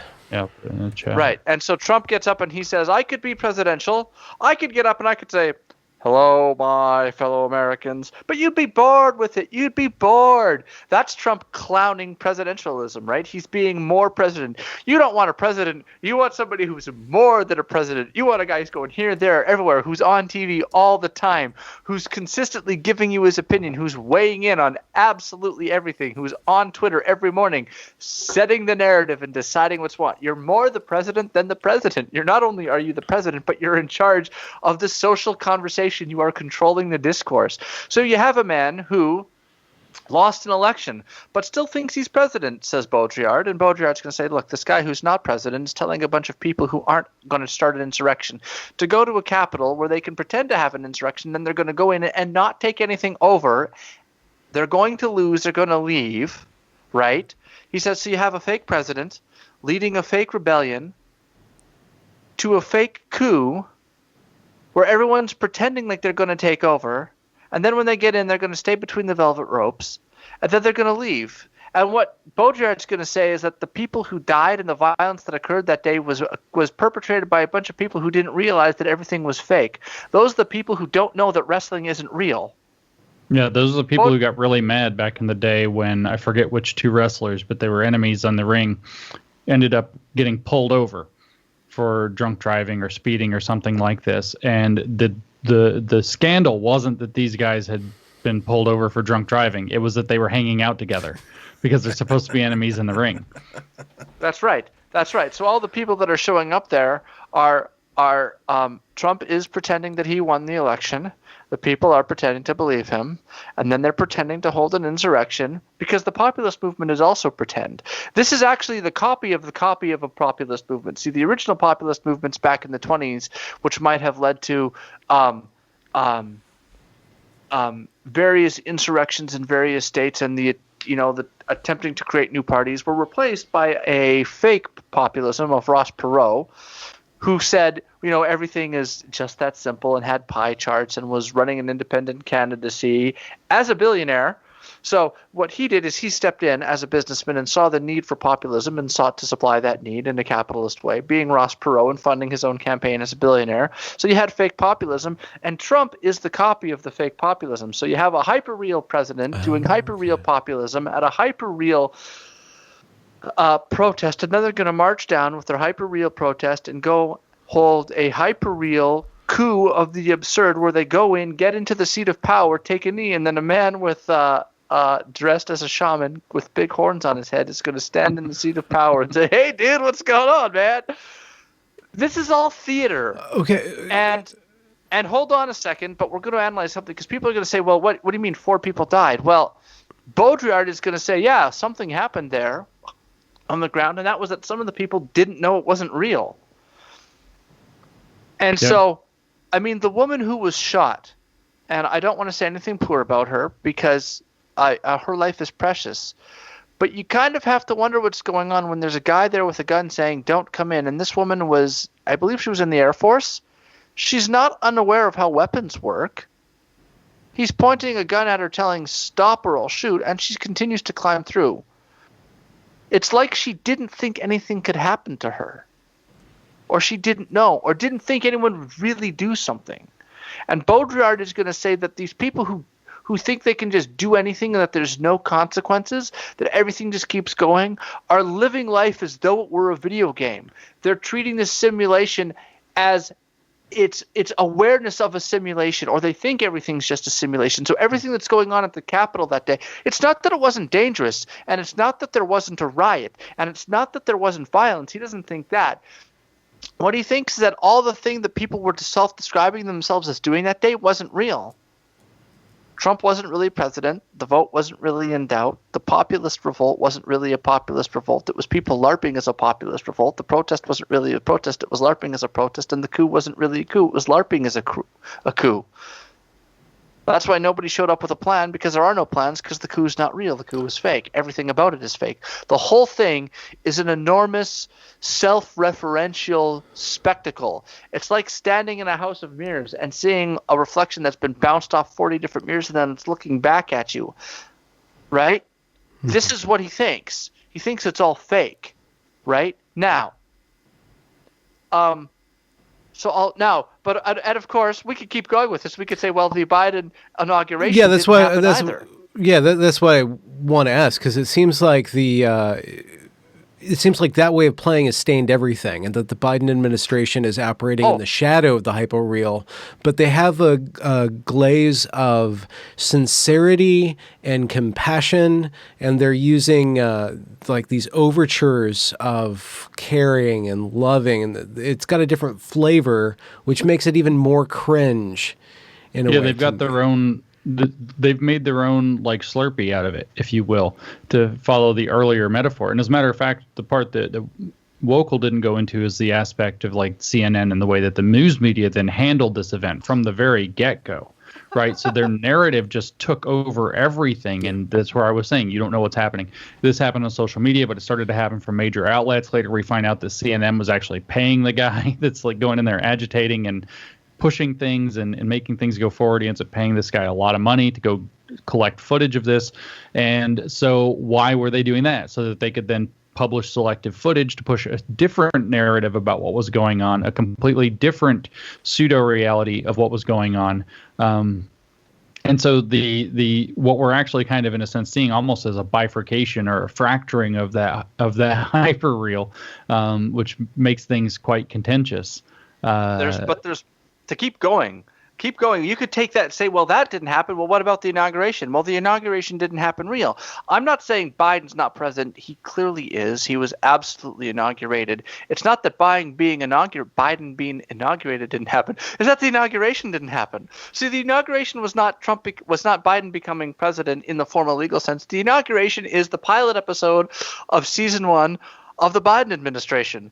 And of course, we have a link that I just sent to you via Twitter, which calls "What's next for the breakout stars of the inauguration?" Because the inauguration has breakout stars, much like, Breaking Bad or the latest Marvel movie has breakout stars. And they of course have modeling contracts. And why wouldn't they? Because this is season 1. Now, unlike seasons 1 through 4 of the Trump administration, where we had the wonderful breakout star Sean Spicer, We had the breakout star of Anthony Scaramucci, who was brought in merely as an extra but had a scene-stealing performance and then was brought back as a recurring character throughout seasons 1 through 4 of the Trump administration, right up to the season finale of the Trump administration on January 6th, which made way for the new season of Biden. Weekend at Biden's 4, right? Like, this is what's going on, right? The whole thing is a spectacle of insincerity, of kind of like Kamala's laugh. Yeah. Well, I mean, people are pretending that Biden's the president right now. Just like Trump wasn't the president, Mitch McConnell was actually the president running the show. Biden's not the president either. I mean, people would say he's in cognitive decline. But even if he wasn't in cognitive decline, Biden's not the one in charge. Biden's listening to all the advisors who are telling him what to believe from their view on the ground. So Biden is getting what Baudrillard would call a simulacrum of what the people believe, and then he's putting out a simulacrum of what he thinks they want. And then the administration is going to implement what they think that Biden thinks that the people want, and everything is completely insincere. This is all kayfabe, not serious. This is pro wrestling, right? Like this Kamala's is laugh. what. Yeah, it's like when it's I mean Joe Biden saying we're going to end COVID-19 Biden said, cure oh Alzheimer's. yeah, COVID-19 on the 20th of May. Oh yeah, I'm going to team up with Moderna and Pfizer. Oh yeah, the cream of the crop of the vaccines. Oh yeah, we're going to take you out. Yeah, like that's he might as well have done that because that's pretty much what he's doing. So, of course. Right? Like this is what Baudrillard thinks now. I mean, we saw that. Literally, it went viral on Twitter yesterday and is going viral still on Twitter today, though I think it was from earlier in the month where the public health official ends up on CNN talking to Chris Cuomo, and it was like, we're opening to 100%. People will realize they can have their freedom without the vaccine unless we act very quickly to send out a narrative message to give them the carrot that they need the vaccine to have their freedom. They're going to figure it out. We're in a very narrow window, so we see through this. Now all of a sudden this is talk. Chris Cuomo at this point becomes Mean Gene from back in the day, and it's like, we've got the public health lady, and she's like, yeah, what we're going to do, what we're going to do is we're going to tell them they need the vaccine. We're going to tell them they need the vaccine and their freedom's on the other side of the vaccine. And we're going to tell them. And then, you've got over here like, I don't know, pick your favorite right-wing commentator, I don't know, maybe like Steve Bannon or something popping up. And he's like, or Glenn Beck or something. And they're like, this is the beginning of fascism. We're not going to let you do it, brother. And the whole there's a degree to where that's real enough where it's like, wait a minute. And then there's a degree to where that's how it feels to people. That's their lived experience, if you will, of what's actually going on. But meanwhile, real things are going on. Real people are getting the vaccine. Some of them are having great outcomes out of this. Some of them are having scary as shit outcomes out of this. Real things are actually happening. Real governments are attempting to try to tie freedoms to the vaccine. Real people are realizing, wait a minute, like it's been fine for a while. Like, what's the big deal? Now, there's something here that we have to dig into and grab onto that I think that people miss, because whenever James and I have been saying for quite a while that we are living in postmodernism, we are in postmodernity. Yeah. There's two things that are going on here which I want to talk about. One is there is the postmodernists giving a description of postmodernity, and then there are the ideas that they make which accelerate it. Baudrillard is highly, highly pessimistic about this. He doesn't like this, but he accepts it and he wants to try and get a way out. He actually says at one point, he says that between the end of the Gulf War and he says through the 90s, he says nothing happened. Events went on strike. They declared that they would not occur. And then after 2011, he said it's a very interesting time for people because this is the first time in nearly a decade that something happened. Right, because everything is right. This is how he thinks. Now he's writing about this in the 90s. Can you imagine him looking around today?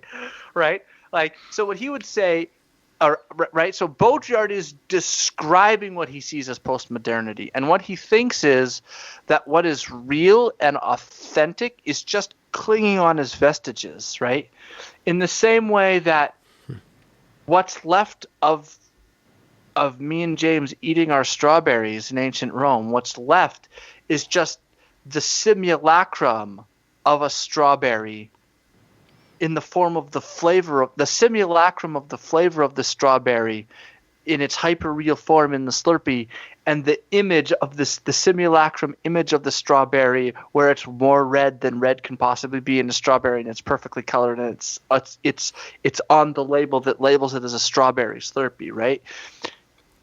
He thinks that the real is just holding on, it's rotted away. It's like I built a model of New York City and then we abandoned New York and just lived in the model, in the life-size replica of New York City. Or if I built the life-size replica of my own house and I move next door into the life-size replica of my house, and then my old house begins to tremble down and fall away. This is what Baudrillard thinks, right? So you have all of these people who are, because Baudrillard's a Marxist, right? Or he starts out as a Marxist. And he eventually, because he's dealing so much with semiotics and with signs and with symbols and with language, that what he thinks is the move that he makes to go from Marxism to postmodernism is to recognize that he says, look, we have the use value of a thing and we have the exchange value of a thing. And he says, well, we also have the symbolic value of the thing. And then he comes to the point where he says, all of the trades and purchases and decisions are being made on the basis of the symbolic nature of the thing. So all of the foods I don't eat hot dogs and hamburgers and pizza because I'm hungry. I eat them because I'm an American, right?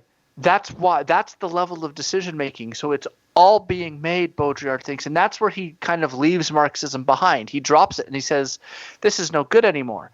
And that's when he gets into the most pessimistic, cynical philosopher there probably is, because he thinks it's gone and he thinks we need to have a new theory of politics. And his work becomes more strange, not interesting, and iconoclastic as he gets older, right? And he kind of leaves his doesn't leave his postmodern phase, but he goes kind of through it to a post-truth phase where it's like what's true is not, it's not that things are false, it's that they're more true than true. It's that they're more real than real. It's truthiness. Yeah, it's beyond truth. It's on the other side of truth, right? So, but he longs for the authentic, real engagement, right? That's what he wants to have, but he can't have it. It's gone. And so he despairs of this, right? Okay, so Foucault and Derrida, on the other hand, they're doing something different. Derrida and Foucault are actually synthesizing and creating the ideas which lead us further and further and further into the postmodern condition, where Baudrillard thinks we're losing everything purely because of signs and symbols and technology. Foucault is saying, but it's also power. And then Derrida is saying, and it's also how language works. There's no metaphysical foundations for it. And all of a sudden you add those three things together and it just accelerates everything, right? So by the time Baudrillard writes in 1981, Derrida's already taken off. Foucault has already taken off. These men are stars in their fields, particularly in France where he's writing. And he's looking at all this and saying, like, it's all hopelessly despair, right? Now, almost all of this work is done from a left-wing perspective, right? These are all guys who were nominally Marxist or Marx-ish at some point in the early portion of their careers, who have gone through Marxism now and are doing something else, right? They're all part of the Paris uprising in 1968, right? Foucault was a part of it. He was very famously throwing rocks with his students at the Sorbonne in Paris, while making sure not to scratch his impeccable black suit, which Baudrillard would have just loved the image of that. The hyperreal simulation of throwing rocks at police, right? The performative doing of it. And Derrida is also a part of it, and Baudrillard's a part of these uprisings in 1968, but by the time 1980 rolls around, he despairs. Now, here's where the conservatives hit, okay? That Baudrillardian analysis has streaking through the center of it. It's all very leftist, very anti-capitalist, but streaking through the center of it is what? It's this conservative goal to return to the past that is better, that is more authentic. There's a better, more authentic past. And that's where they get purchased with the trad pomos. The second way that Baudrillard does is that a Baudrillardian deconstruction can deconstruct a lot of the things they don't like. So, for example, what they could point out is they could say, look, The poet Philip Larkin declared that sexual intercourse was not invented until 1963, right? Because prior to that, we had something else. We have now birth control pills. We have recreational sex coming up in the 60s. But before that, we didn't have that. So sexual intercourse as a casual phenomenon disconnected from family was not invented until 1963, right? That kind of analysis is going to be really useful because they're going to look at the trans moment that's currently occurring and they're going to say, look, back in ancient Rome, and me and James are picking the strawberry, we see women. And they're just women. And then we fast forward to the 1960s, and all of a sudden we have women, but they're wearing makeup. They have makeup and their hair is done. And they're on birth. Wait a second. Hold on. She's having makeup. Her skin is better than skin. It's more real than skin. Her hair is prettier than real hair. Then wait a second. She's on birth control. So now we're having a sexual act, which is not a reproductive act. So is it really a sexual act? And then what we're going to do is we're going to keep pushing that till we go to breast implants and chin implants and more facial feminization. And then we're going to take a woman who's... So finally you come up in the 1900s, right? Of the 1960s with the makeup and the hair and everything else. And then you're going to move forward to the 1980s where you're going to have breast implants. So now you have the makeup and the hair and the breast implants.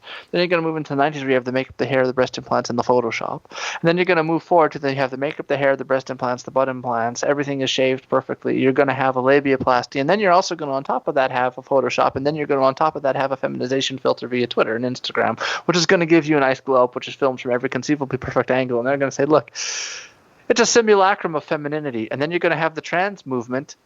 And what are they doing when they're trying to transition from male to female? The target they're aiming for is the Instagrammed version of the simulacrum of femininity. And then around that, they're going to form an identity. So it's a hyper-real identity that's not even based on anything that really exists. They took all the stuff that was added. They took the hyper-real picture of what femininity is, abstracted that out, and then said that's the new thing we're aiming for, which creates itself and it's more woman than woman. It's more to become a woman is more important than to merely be made as a woman through the womb. That's not a woman. The typical porn star actress is the strawberry Slurpee of women, right? That's what we have. And now we're going to take the trans thing, which is going to take the strawberry Slurpee of females and the blueberry Slurpee of males, and it's going to mix them together. And that thing is going to form an entirely new... And what they're going to say is, the trads are going to say, look at this. None of this is real. It's all fake. It's all hyper-reality. None of it actually exists. And boy, doesn't that just strike a chord as being like, you know what? A lot of like RuPaul's Drag Race is doing what? When they say... it's James Charles calling everybody sister, right? It's a guy calling everybody sister. It's RuPaul's Drag Race where to be a woman is like this, where the drag queens are doing what? They're taking all the stuff that we associate with femininity, which is really just exaggerated femininity, which is really just hyper-real femininity, and they're applying that to males and abstracting out the maleness of it. So the biology is left completely out. The real is gone. What matters is the image. And so to the trad pomo, that Baudrillardian analysis where they say all the things that they don't like are fake. Pornography is fake. You have fake women who are pretending to have sex with men who are all pretending to enjoy it so that they can pretend that the camera's not there, so that we can watch and pretend to get sexually excited, so that we can pretend to be having sex by ourselves as we watch the computer screen, and then we can all pretend that this is normal so that we can pretend that we're in a relationship via OnlyFans. Right? The trad promos are going to look at this and say it's all fake. It's all a huge spectacle. And what happens when you adopt that analysis is that reality is running away as vestiges, and it's just knock, knock, knock on the door.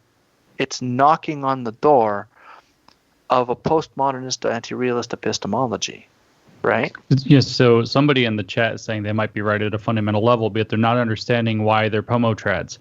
They accept that reality is lost. They're not just saying, oh, wow, we live in a world where the hyper-real is what we're stuck with. And so they're not saying we should go back to where that wasn't the case.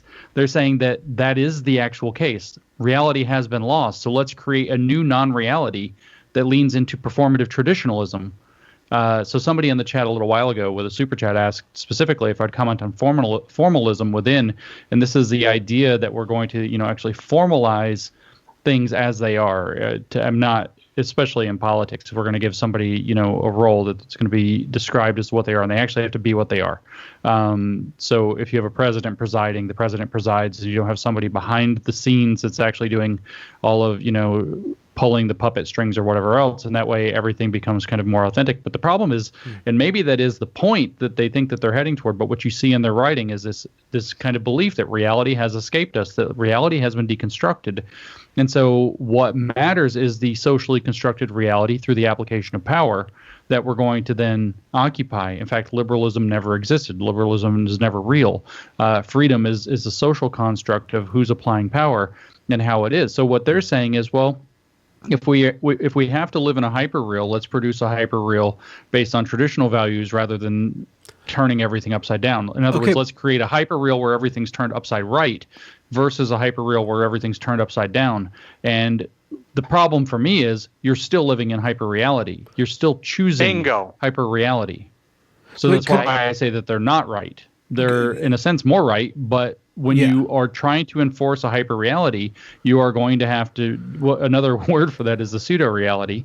That pseudo-reality is still detached from reality. It still has a separate paralogic or paralogy, as Lyotard described it, if we want to talk about another postmodern philosopher. And that paralogy is still just legitimation by consensus. It's still just a fake logic where nobody has access to the authentic real. So formalism, for me, looks like a way to try to create again, it's called formalism, formal structure that isn't going to be deconstructed, but it's only going to be deconstructed because there's going to be a consensus that we don't deconstruct that thing. And does that work or not? I don't know. What it tends to, as I would warn in a practical sense, is that the intolerant will game that system as they game most systems, unless it's extremely robust against those kinds of abuses, which it probably is not, especially since you already see people who are in that movement talking positively about, dictators like Franco and like Pinochet. It's probably not going to be as resistant to that as they hope. But it might be inherently more stable because it is built on founding something rather than deconstructing something. Here's the thing about it. When it's tempting to believe that that's right. It's tempting to say that, hey, this would be inherently more stable, but that misses the understanding of it because it's a hyperreal simulation of traditionalism, which is just going to keeping copied and copied and copied and copied and copied and copied and distorted till the original traditionalism is lost. You might say that it's already lost. Right. Which is why I say that the answer to this is not to create another hyperreal with a correct side up pyramid, but rather to break from the entire nonsense and start seeking the authentic in an authentic way. Yes. The authenticity is the kryptonite to all of this postmodern nonsense. And if you read these neo-Marxist philosophers where they're talking about alienation, if you the constant alienated state, you can even read Marx about the alienation of the worker. If you read the postmodernists, it's just alienation taken up to like level 99. Limit break alienation, and to the point where we no longer have reality. We just have literally Baudrillard described it as rotting strips and vestiges of reality attached at weird places to the hyperreal. What people are craving, and what that kayfabe of Trump's kind of more performative aspects of his MAGA stuff was tapping into, is they're aching for either authenticity or at least something that eases the cognitive dissonance and steps out of the complexity and at least winks and says, at least if we're going to have to pretend, we're going to know we're pretending and have fun. We're going to know that there is no spoon. But what people really are aching for most is to figure out how to break out of the matrix, if you will, entirely to experience the authentic as the authentic actually is. But the problem is it's very scary. And then you live in a deconstructive situation. This was a rule as far as my Twitter behavior that I learned very early on, which is that you should never put on Twitter or social media in general anything, especially if you have a fairly large account. You should never put anything on social media you're not ready to see made fun of. So what you actually have to do, if you wanted to know, like, what's my secret anyway, what you actually have to do is you have to be willing to have a amount of detached irony about the thing you think is yourself when that thing goes online. Offline, we used to call it having a good sense of humor or taking things, in stride or whatever. Mm-hmm. You still have to be able to do that, but that has to be the primary characteristic of how you interact with that which you put online. I have to be ready for this video to be chopped up and made to look ridiculous. I have to be ready for you to. Well, I mean, was it one of the ones that you did? You took Wokal and I, and you put like pro wrestling on us, literally, right? I have to not just see that, but I have to embrace it. I have to be like, yes, that's where I saw in the chat at the very beginning, James probably gives good head. And I was like, oh, yeah, of course. You have to be just ready to do that at all times to interact with a pure. Yeah. I would actually say that the digital space, the social media environment, is more or less a purely deconstructive space. All it does is take apart. And so what you have to do is start looking for ways to build outside of that space. And formalism isn't going to do it if we're going to talk about this neo-reactionary or dark awakening or dark enlightenment or counter enlightenment, whatever they want to call it. It's not going to do it because that's a thing that can just get taken apart. It's a thing that takes itself seriously in a way that doesn't work. Or in a field within that environment, within the social media environment.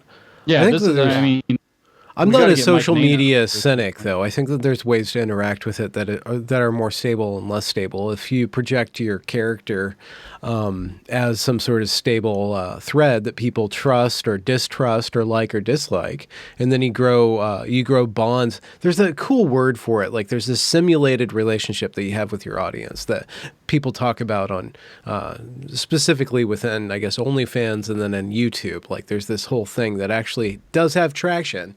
There is something real going on there. There is something hyper real. I don't know if it's hyper real. I mean, I am replicated infinitely. I look at my metrics on YouTube. People are watching millions of minutes of me a month. So I'm multiplying my life by, millions fold. Like my life is being multiplied. So you're aging really well under the circumstances. I am. I know. It's all that. Well, it affords me all of this hyper real college time dilation of hyperreality.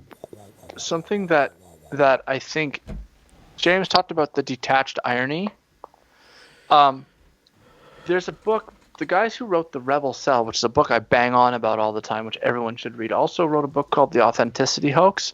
And one of the early things that the Marxists were doing when they were talking about alienation is they were saying that man is alienated from blah, blah, blah, blah, blah. But their whole alienation was you're alienated if you're not a Marxist, right? Unless you're living in a Marxist utopia, you're alienated, right? That's how they define their alienation. So they define democracy too.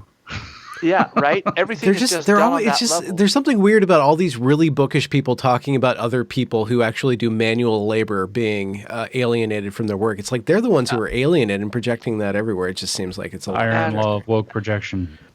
And what Potter does is he talks about how the search for authenticity and authentic experiences is the search for a thing that doesn't exist in a way. And I think looking back on his book now, I think what he's getting at is that there's this sort of manufactured authentic, which is a hyper-real authenticity, right? And this is part of what Baudrillard is on about. That's the problem. That's why people can't find it. Because he thinks you cannot, Baudrillard thinks like you're in so many mirrors that you don't know what's actually your reflection anymore.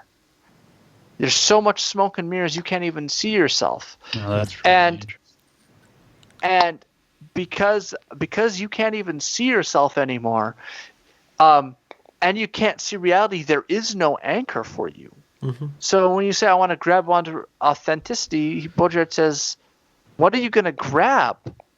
And outrage. What Potter is pointing out, lived experience.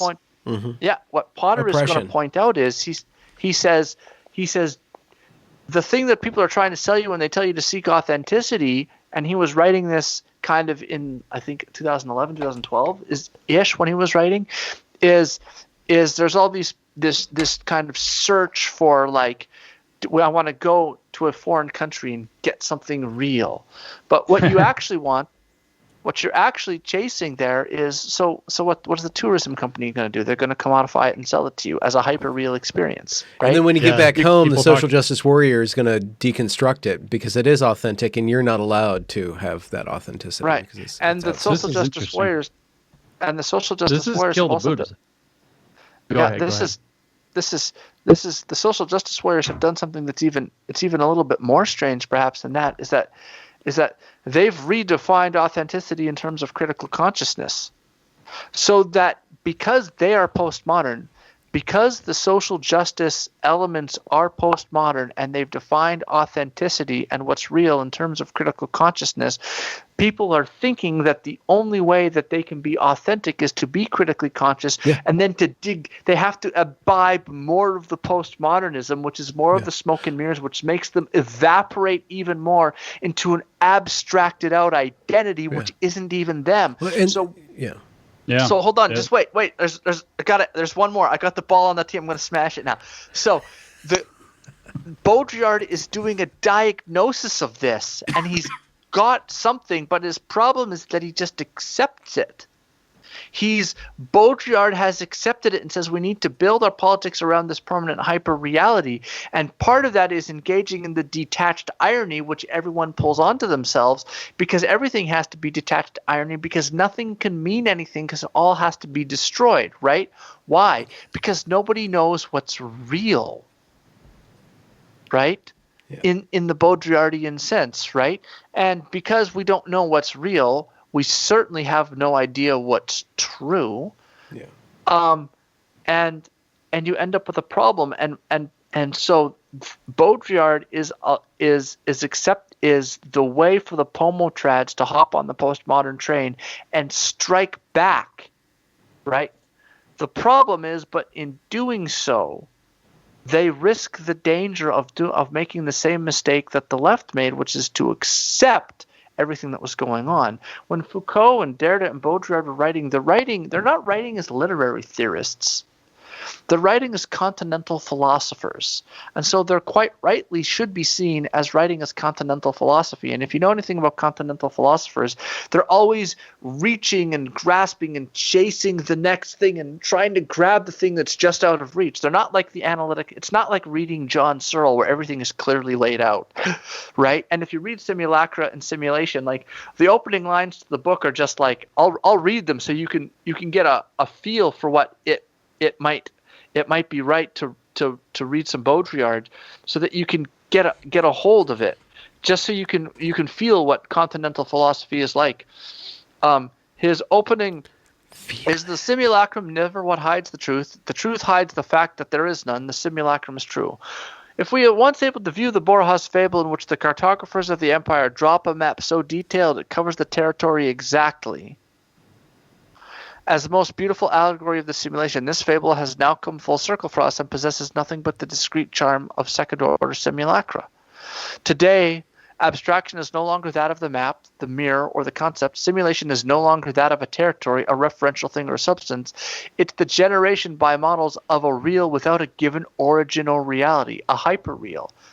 In the same way that my strawberry soda doesn't refer to the strawberries, it refers back to the thing which refers back to the thing. We're now not referring, our hyper-reality doesn't refer back to anything that exists, right? That's the opening of the book. He doesn't set it up. He doesn't start off that, and he just drops you into it, right? The continental philosophers, their ideas need to be chipped down and refined carefully. In France, this is what it happened, a lot of it, and as a result nobody in France is a Derridian or a Foucauldian anymore. And right, they don't do that because they know how to handle continental philosophy. But when the activists picked up the continental philosophy, they didn't do any of that. They just said, what can we use here that's politically useful? That's right. That's the big point there, is the activists that we called the applied postmodernists picked these tools up, these diagnoses up, and said, how do we use this to push the world the direction we want to go? The activists who picked that up in the 80s and 90s going forward, how do we make use of this where it's useful, and where it's not, we'll just pretend they didn't say anything. Where they said, oh, this is dangerous or this is bad, we'll pretend they didn't say that. It's not really a great thing to kind of lean into. It's, there's too much temptation there to start to believe that the ends will justify the means. Can I pivot this conversation? Because I have a pivot. Oh, pivot it up. Sam Harris. This is a very kill the Buddha. Are you making up with Sam Harris? Making out. No, this is waking up, not making up. He has not followed me back on Twitter, and I have not followed him back on Twitter. Dun dun dun. Because that's the mark of a whatever it is relationship on OnlyFans. Like Sam and I don't have an OnlyFans relationship yet. No, I read that book and I was like, Sam's got to kill the Buddha. And it's the same kind of phenomenon is what Wokal was talking about a second ago. This is definitely you've got to kill the Buddha with the hyper real, the false authenticity. This is such a huge idea that people can't find the authentic, which is all around them all the time, because they're looking for the hyper authentic, and it's not there. So that there's the old Zen koan, which is if you meet the Buddha upon the road, kill him. And I interpret that to mean, after much contemplation of it myself, I interpret that to mean that if you think you're enlightened, you should probably stop thinking that, because you're certainly not. Or that if you are pursuing enlightenment for itself, which is why I hold up this book, which is unintentionally ironic in that way, if you're pursuing enlightenment for itself, then you're doing it wrong. So with this pursuit of the authentic, I used to meditate a lot. Like Sam Harris used to meditate a lot, or maybe he still does meditate a lot. And he sounds the instruction like he meditates a lot. Yeah, that's true. And he doesn't use a lot of big words, but he uses a lot of small, hard words precisely. But no, anyway, Sam and I don't know. Sam's irrelevant. I got you derailed me, Benjamin Boyce. No, you derailed it. You brought up waking up. I derailed me, Benjamin Boyce.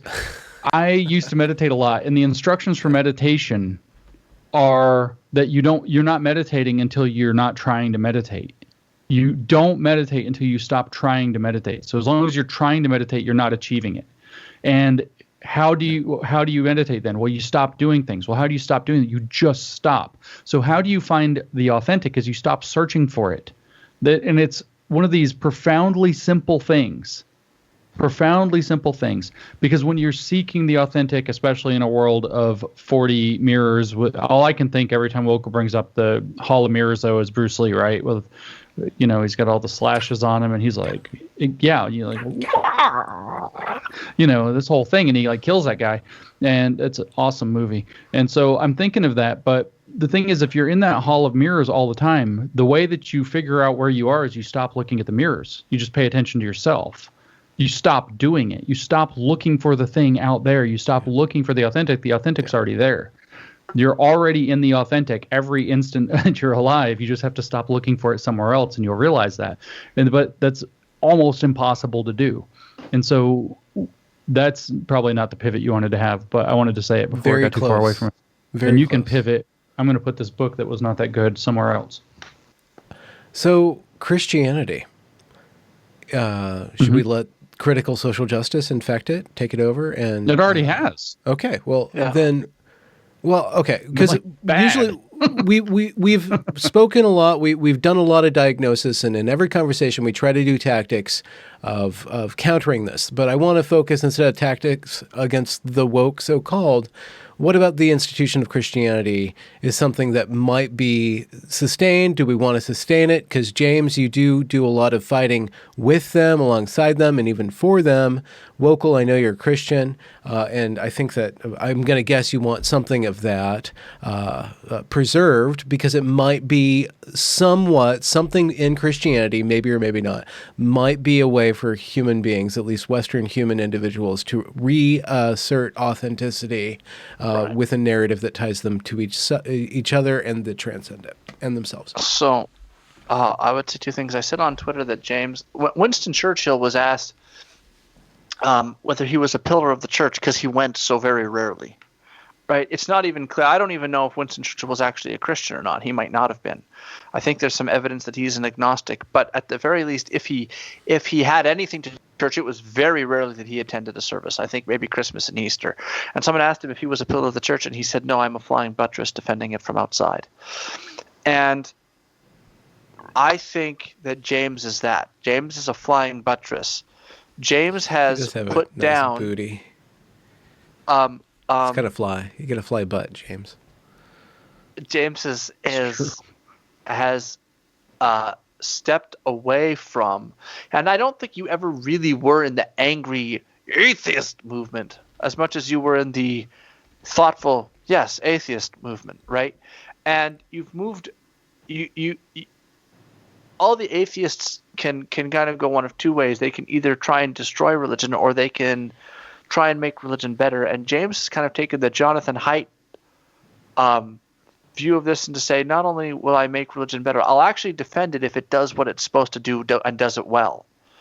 Because if I don't defend a religion that does itself well by creating meaning and helping build people, build community, a bad version will show up and it will have very bad things happen. So let's defend the good thing. So I want to make that point first. James has been very good, has been wonderful for this, and and all Christians ought to be very thankful for him for doing this. And I hope to be a flying buttress for the rationalist community, which is why I will defend Star Slate Codex or Slate Star Codex, and why I defend James and Peter, and why I write for Counterweight, because I want to defend them as well, because we kind of need each other. We provide in certain ways, in the same way the conservatives provide the gas pedal and the brake of society. We provide different aspects of the steering mechanisms of society, right? So, James is correct that it has, and back before I was Christianity has been infected by critical social justice ideology. Yes, ironically, the one Christian institution that I can think of, and I say this as a charismatic evangelical Pentecostal, that might be able to survive this, is the Catholic Church. And the reason for this is because the Catholic Church institutionally sees itself as being around 2,000 years old. And very recently they apologized for something they did in like the 1300s or like the 1370s. They did? Like what? Like stealing some sharecrops or something? Yeah, I don't remember what they did, but they apologized for something from like the 1300s. The reaction for people to respond instantly for stuff, like the Vatican is going to look at the current woke movement and say, no, we're not moving. They don't institutionally budge. And so they might, just by sheer force of not moving, be able to withstand. Because trying to march through that institution is it's not built to change, it's built not to change. And so the mechanisms to change it that the woke usually take advantage of simply don't exist in Catholicism. Woke Pope, though. If they could even try and get a woke Pope, but even they have a woke Pope. Yeah, they have a very social justice oriented Pope, that's true. But even the woke Pope still said men are men, women are women, and abortion is wrong. Like there's certain things that That's can't. True. There are places that won't budge. So I saw in the chat somebody said, "What's a true Christian?" Right? And so, I don't.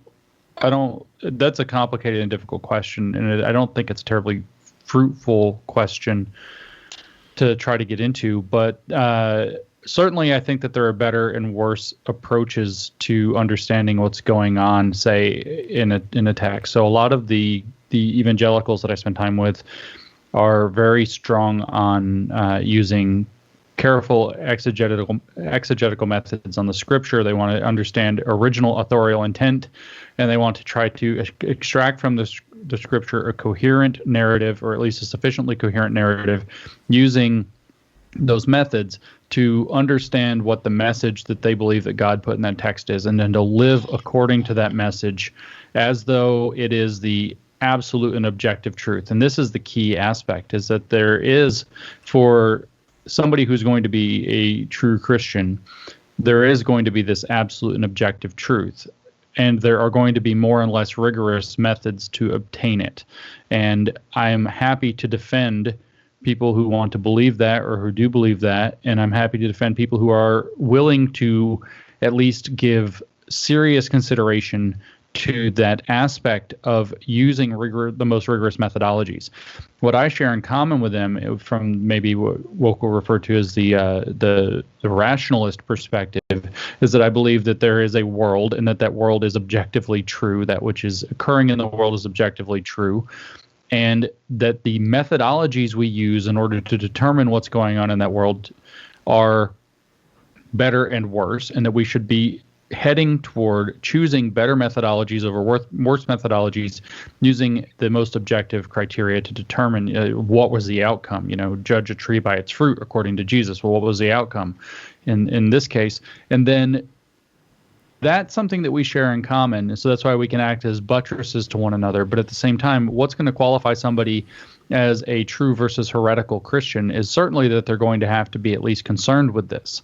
I do understand that there's enough flexibility in both method and in how the scripture is going to be read and interpreted, where you will end up with people in different denominations who are hashing, well, what does that mean? Who could both be considered true Christians in that sense? Well, what does that mean?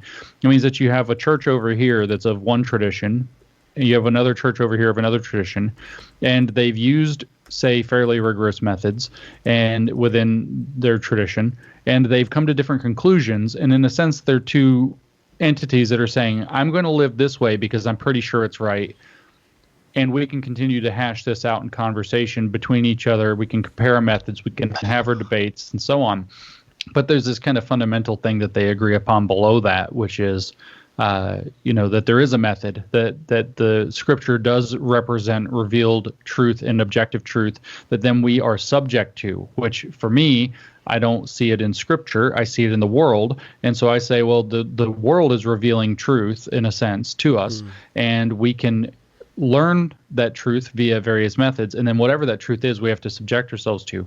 It's when people decide that they can make truth, or that truth is not yet made but is becoming. It's in a process of becoming. That dialectic we were talking about is one way that people tend to think this, that you start running into some real issues. And then you do have to be careful where you have heretical interpretations of certain, scriptures or whatever, that when you have somebody who's in a very solid tradition or whatever that has strong exegetical methods, they're probably going to be able to, with some authority, say, no, here's where you went badly wrong in interpreting the scripture to get to where you got. So I don't know, that's a difficult thing to answer, but people who believe that there's an objective truth and that we can learn something about that objective truth, whether they want to ground that metaphysically through the Bible, whether they want to ground that metaphysically through something like the scientific method, if they want to ground that metaphysically through something like Taoism, I don't care.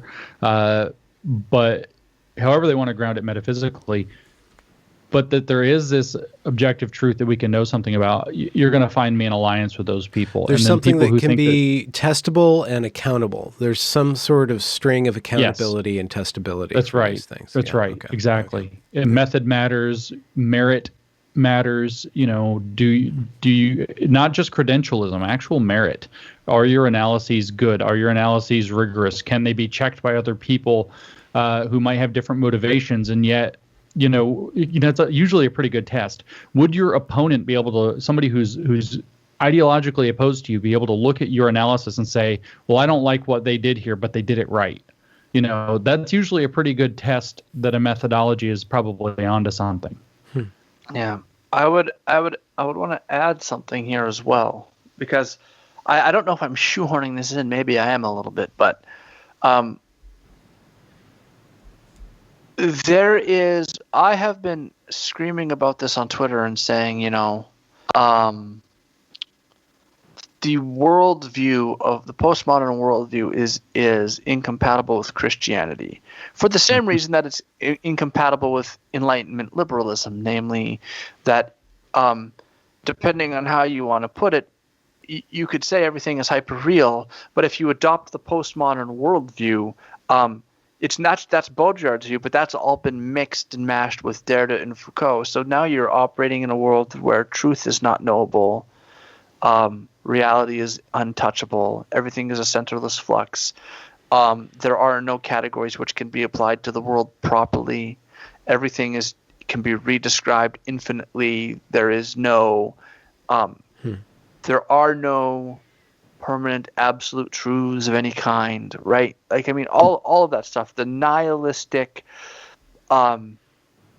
despair, both epistemologically and socially, of postmodernism is just simply incompatible with Christianity, right? The destruction of all categories and all meaning, and I know that Derrida screamed that he wasn't a relativist. I realize that he did that, but like others in the analytic tradition, including my friend John Searle, who I'm going to read in a second. Wait, Derrida, you're friends with John? End up. No, I'm not friends with John. I'm calling him my friend John Searle. That's colloquial. I wish I was friends with John Searle. It would be cool if you were Searle. He's a cool guy. Yeah, I got excited for a second there.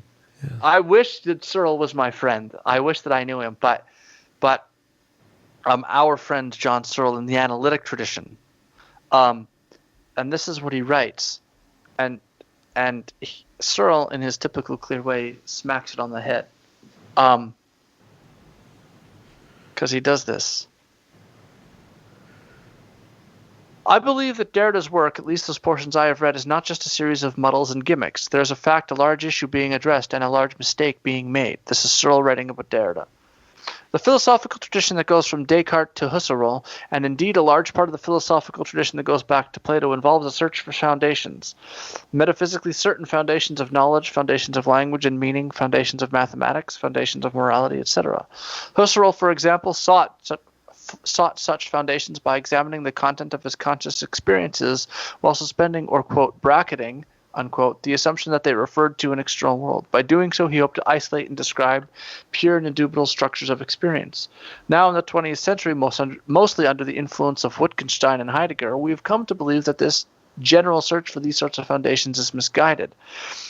There aren't any in the way of classical metaphysicians supposed, any foundations for ethics and knowledge. For example, we can't in the traditional sense. Now, careful about that traditional sense. There aren't in the way classical metaphysicians supposed any foundations for ethics or knowledge. He's not saying that those things don't exist. He's saying that, like the ancient philosophy of, say, Plato and his forms, that's wrong. He says we don't need that. For example, we can't in the traditional sense found language and knowledge on, quote, sense data, unquote, because our sense data are already infused with our linguistic and social practices. Derrida correctly sees that there aren't any such foundations, but then he makes the mistake that marks him as a classical metaphysician. The real mistake of the classical metaphysician was not the belief that there were metaphysical foundations, but rather the belief that somehow or other such foundations were necessary. I'll read that again. The real mistake of the classical metaphysician was not the belief that there were metaphysical foundations, but rather the belief that somehow or other such foundations were necessary. Is Searle suggesting that? Okay. Wait. Okay. He's going to clear it up. Right. The belief that unless there are foundations or something or other is lost, is threatened or undermined or is put to question. So he says the real mistake of classical metaphysicism was not the belief that there were metaphysical foundations. The mistake is that the belief that such foundations are necessary. The belief that unless there are foundations, something is lost or threatened or undermined or put to question. That's the problem, Searle says. It is this belief that Derrida shares with the tradition he seeks to deconstruct. Derrida sees that the Husserlian project of transcendental grounding for science, language, and common sense is a failure. But what he fails to see is that this doesn't threaten science, language, or common sense in the least. As Wittgenstein says, it leaves everything exactly as it is. The only, quote, foundation, unquote, for example, that language has or needs is that people are biologically, psychologically, and socially constituted so that they succeed in using it to state truths, give and obey orders, to express their feelings and attitudes, to thank, apologize, warn, congratulate, etc. Now here he's going to do something that James is going to love. One sometimes gets the impression that deconstruction is a kind of game that anyone can play. One could, for example, invent a deconstruction of deconstructionism as follows. In the hierarchical opposition, deconstruction/logocentrism, logocentrism, the privileged term deconstructionism is in fact subordinate to the devalued term logocentrism. For in order to establish the hierarchical superiority of deconstruction, the deconstructionist is forced to attempt to represent its superiority, its axiological primacy, by argument and persuasion, by appealing to the logocentric values he tries to devalue.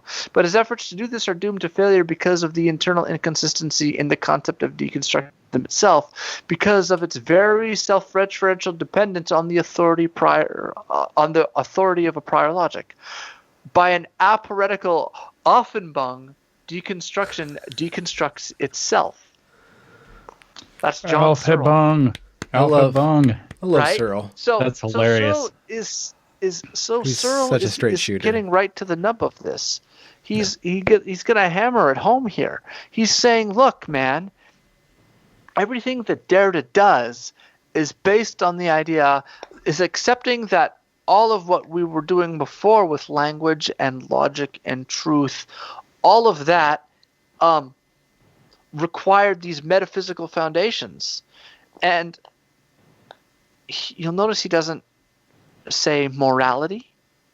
He doesn't jettison morality, and Searle doesn't, at least not there, he doesn't jettison the possibility of any metaphysics at all. He doesn't do that. He just says, in terms of language and truth and common sense, we don't need it. We can get by in the world without it. And so Searle's point is, hey, Derrida, you got rid of all of the things that you thought substance and accident and the forms, and you thought you got rid of you showed that there were no metaphysical foundations for the meaning of language and truth. And Searle's point is, hey, Derrida, we don't need metaphysics to ground the meaning of language or to get objectivity and thought and truth. Reality will do. Yeah. Reality is human enough. beings simply speak. We simply make meaning. And trying to deconstruct that and apply it to some sort of metaphysic is a hollow thing. It's going too far. Human beings simply speak, and we make sense out of the world. That's what we do. And Searle is saying here, look, Derrida, because a lot of people said that the Searle Derrida spat of the 80s, which a lot of people don't know about and haven't read about. They think that they were talking past each other. I don't think they were. I think these were two philosophers who understood each other and were arguing from within their respective traditions. And I think that people can't get past the fact that Continentals talk like Continentals and Analytics talk like Analytics and think they're going past each other. I think Searle gets it on the head. Searle states exactly what the thing is and then says, look, Derrida, I think you're wrong. I think we can anchor our objectivity in reality, and if we can get traction in the world, that's enough. I don't need to have categories from God that come down and establish themselves as undeconstructible and unblurrable and perfectly clear, platonically crystallized forms. I don't need that. All I need to be able to do is interact with the world and describe it in ways which are more or less accurate, and I can get purchase on objectivity that way. I don't need the metaphysics. The world will do. Now, as a Christian, I would say I do need metaphysics for a lot of what I'm doing, and I'm okay with that. But I can find common cause with Searle here to say that in terms of the meaning of my words and my describing of the various objects around me and my ability to engage with James, I don't need to call in all of my metaphysical machinery. I'm perfectly content to say the world will do. And if James is willing to grant me the world and I'm willing to grant him the world, then we're willing to grant that we're both in the world and causally connected to the world. As Searle says in 2001's Rationality in Action, that there's a world-to-mind relationship where my mind takes information about the world, and there's a mind-to-world relationship where I change the world by acting in it. And if we can do that, and then we have recognition of each other's intentions and charitability, we can get by just fine. There's no need to say that I don't need – I mean, James said we kill the Buddha, yes, but don't kill the author. See, this is the kind of thing that postmodernism really has at its heart, and this is why that postmodern thing is a catastrophe, and it's also why postmodernism is going to be a catastrophe within the church. And since it's kind of what we were talking about, Lyotard describes what I mentioned before, legitimation by paralogy, and he kind of describes a postmodern condition as believing that all legitimation is by paralogy. So legitimation by paralogy is a very fancy sounding term that means that when we consider something as legitimate, it's because there's a consensus that people believe that it's legitimate. So what he's done, again, is the same mistake. He's taken that step away from the world. He says that the world is kind of irrelevant here. It's just what people decide to agree about the world. There's these social conventions that we've all decided these things will be true and these things are reasonable to say and so on and so forth. And the problem that they have is that they believe that all attempts to understand the world fall within that category. And even if in some, technicality-laden philosophical sense they do, certain ones among them do less so than others. Like Humpty Dumpty language is completely where the word means what I mean it to mean when I say it, nothing more, nothing less, is a far worse approach than, all right, look, language is a set of conventions, but let's agree upon what all the words mean so that we can create shared intention about a world that we both interact in, and we try to describe that. And it turns out that our descriptions, while we may pick out different things, you hear these kind of very almost smarmy, stupid things within postmodernism. Well, if Wokal and I both looked at a tree, he might describe the leaves while I describe the bark and dirt. It's just ridiculously, transparently stupid. It's like if we actually said, like, let's look at the same kind of small area, see what we see. And he starts, talking about the lichen, and I start talking about the bark, and be like, no, look at the bark. And I'm like, oh yeah, I see the bark too. But I was intrigued. So there is this ability for us to connect to the same reality, to view the same reality, to adopt shared terminology. And this is where you start getting into this kind of dangerous stuff where people want to start screwing around with, well, let's use double meanings of every word. Whether it's diversity or equity or whatever it is, let's use double meanings of so many different words. And then you can kind of occupy this space where you can screw around with language and then use it to extract power. And you can start to believe that you live in a world where it is just legitimation by consensus. You're going to but none of that is necessary. Well, sure, of course, yeah. So, what you see with religion is then, well, what is the thing that everybody has to talk about right now to be considered a good person? Well, it's being anti-racist. So now we're going to reframe sin in terms of anti-racism, and we're going to have pastors getting tearful up in front of their congregations around some dorky video and saying, I'm a racist. I've always been a racist. You have these pastors that are doing this. It's like, dude, what are you doing? Like, because they mean something different by what they're saying. What they're saying is, I've always had sin. I've been, I'm susceptible to these different kinds of biases. I've thought different things at different times or whatever it happens to be. But man, it's not what people are ever fully going to believe. This is one of my big white pills, by the way. I put this on Twitter yesterday. This is one of my big white pills. I was talking with one of my kind of like Marine Corps, jarhead type buddies. Very down to earth, blue collar, rock solid guy a long time ago, late last summer, middle of last summer, maybe. So, right in the thick of everything going crazy and being very unclear what's going on. And we're talking about the idea of racism losing all of its meaning, which is obviously something people are still talking about. I just saw, John McWhorter shared, I don't know if he wrote it. I think he did write it. An article saying that, yeah, he did write it, that racism's lost all of its meaning and the words and how they're misusing words. Now, what my friend, who's disconnected from all this Matrix level blue-pilled bullshit, said to me in very plain words was, we didn't forget what racism means. We're just not playing in the stupid game. So hopefully we beat the game, but we still know what racism is and we're still not going to do it.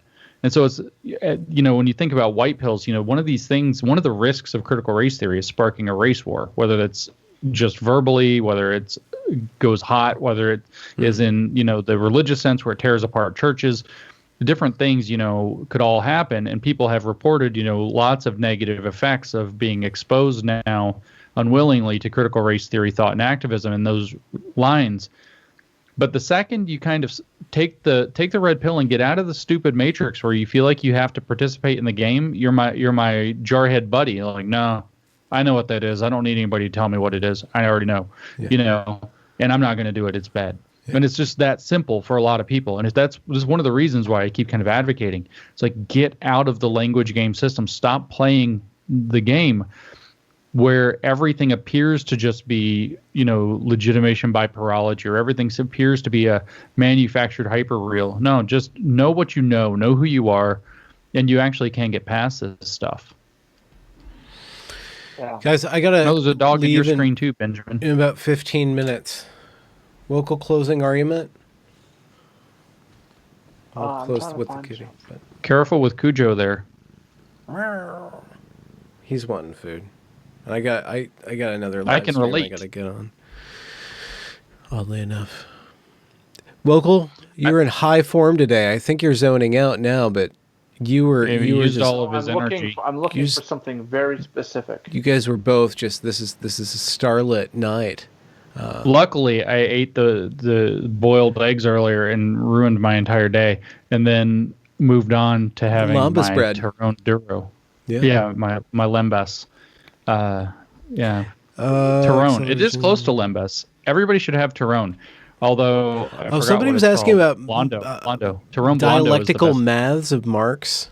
Yeah, I don't know I don't know that part of Marx though, so I can't talk about it. So I feel bad that I can't answer a question that somebody was really interested to hear me talk about. I'm not really a big fan of fake math. Like fake math kind of annoys me pretty bad after that 2 + 2 = 5 thing last year. Like I still have eyelids twitching over fake math. I just put on the encyclopedia on New Discourses the Mathematech. That's where you put Mathamat and then an X that Rochelle Gutierrez made up. The living Mathematech. That is the craziest. Like I didn't even know how to write that entry on the encyclopedia. Just to confess for the hentai here, I didn't even know how to write it. So I mostly just quoted her because I was like, I read the paper 4 or 5 times and I'm like, I still don't know what this is. This is insanity. I hate to use the word insanity for a number of reasons to describe this, but this properly is. You know, it's like learn maths from plants and look to what is it, other non-human entities or something like that we're supposed to learn mathematics from. It's like, oh my God, this lady's completely off of her nut. And what kills me, 0 degrees of mathematics, of course. So she's going to reinvent a new mathematics for us with 0 degrees of mathematics. Okay. And now, speaking of math, though, while Wokal does his specific searching, when I say I hate fake math, I do hate fake math. I don't hate when people want to do things like, oh, let's play around in semigroups, let's try different axiomatic constructions, let's, add this axiom or take that axiom away and see what happens. That's all fine. That's not fake math. That's just math. Fake math is a different thing altogether, where it's just, ideological math, there's no way that's going to work out good for people. So whatever Marx had in mind is probably not actual math. Marx math. But I would have to look that up. I have not read about his dialectical math yet. Caesar. Like thanks for more things to read that are just things to make fun of, I guess. James, how are you going to eat dinner if you don't have any food? Oh, did Wokal find his mission? I don't know. I'll probably figure something out. Maybe I will go buy food at a place. Or maybe I will go to a restaurant. Well, in my state, you're allowed to do things. Burger. Okay, yeah. No, we don't have that here though. But in my state, I love smash burgers. But in my state, we are allowed to do things because we are one of those states where we are realizing that our freedom is not actually attached to some vaccine. We're in a state where we realize that maybe we have been living under the biopolitics that Foucault was warning about with COVID policy. Biopolitics. Wokal, it's amazing he's allowed to be on Zoom without a mask on, given that he's in Canada. Well, you never know. That's true. Mask.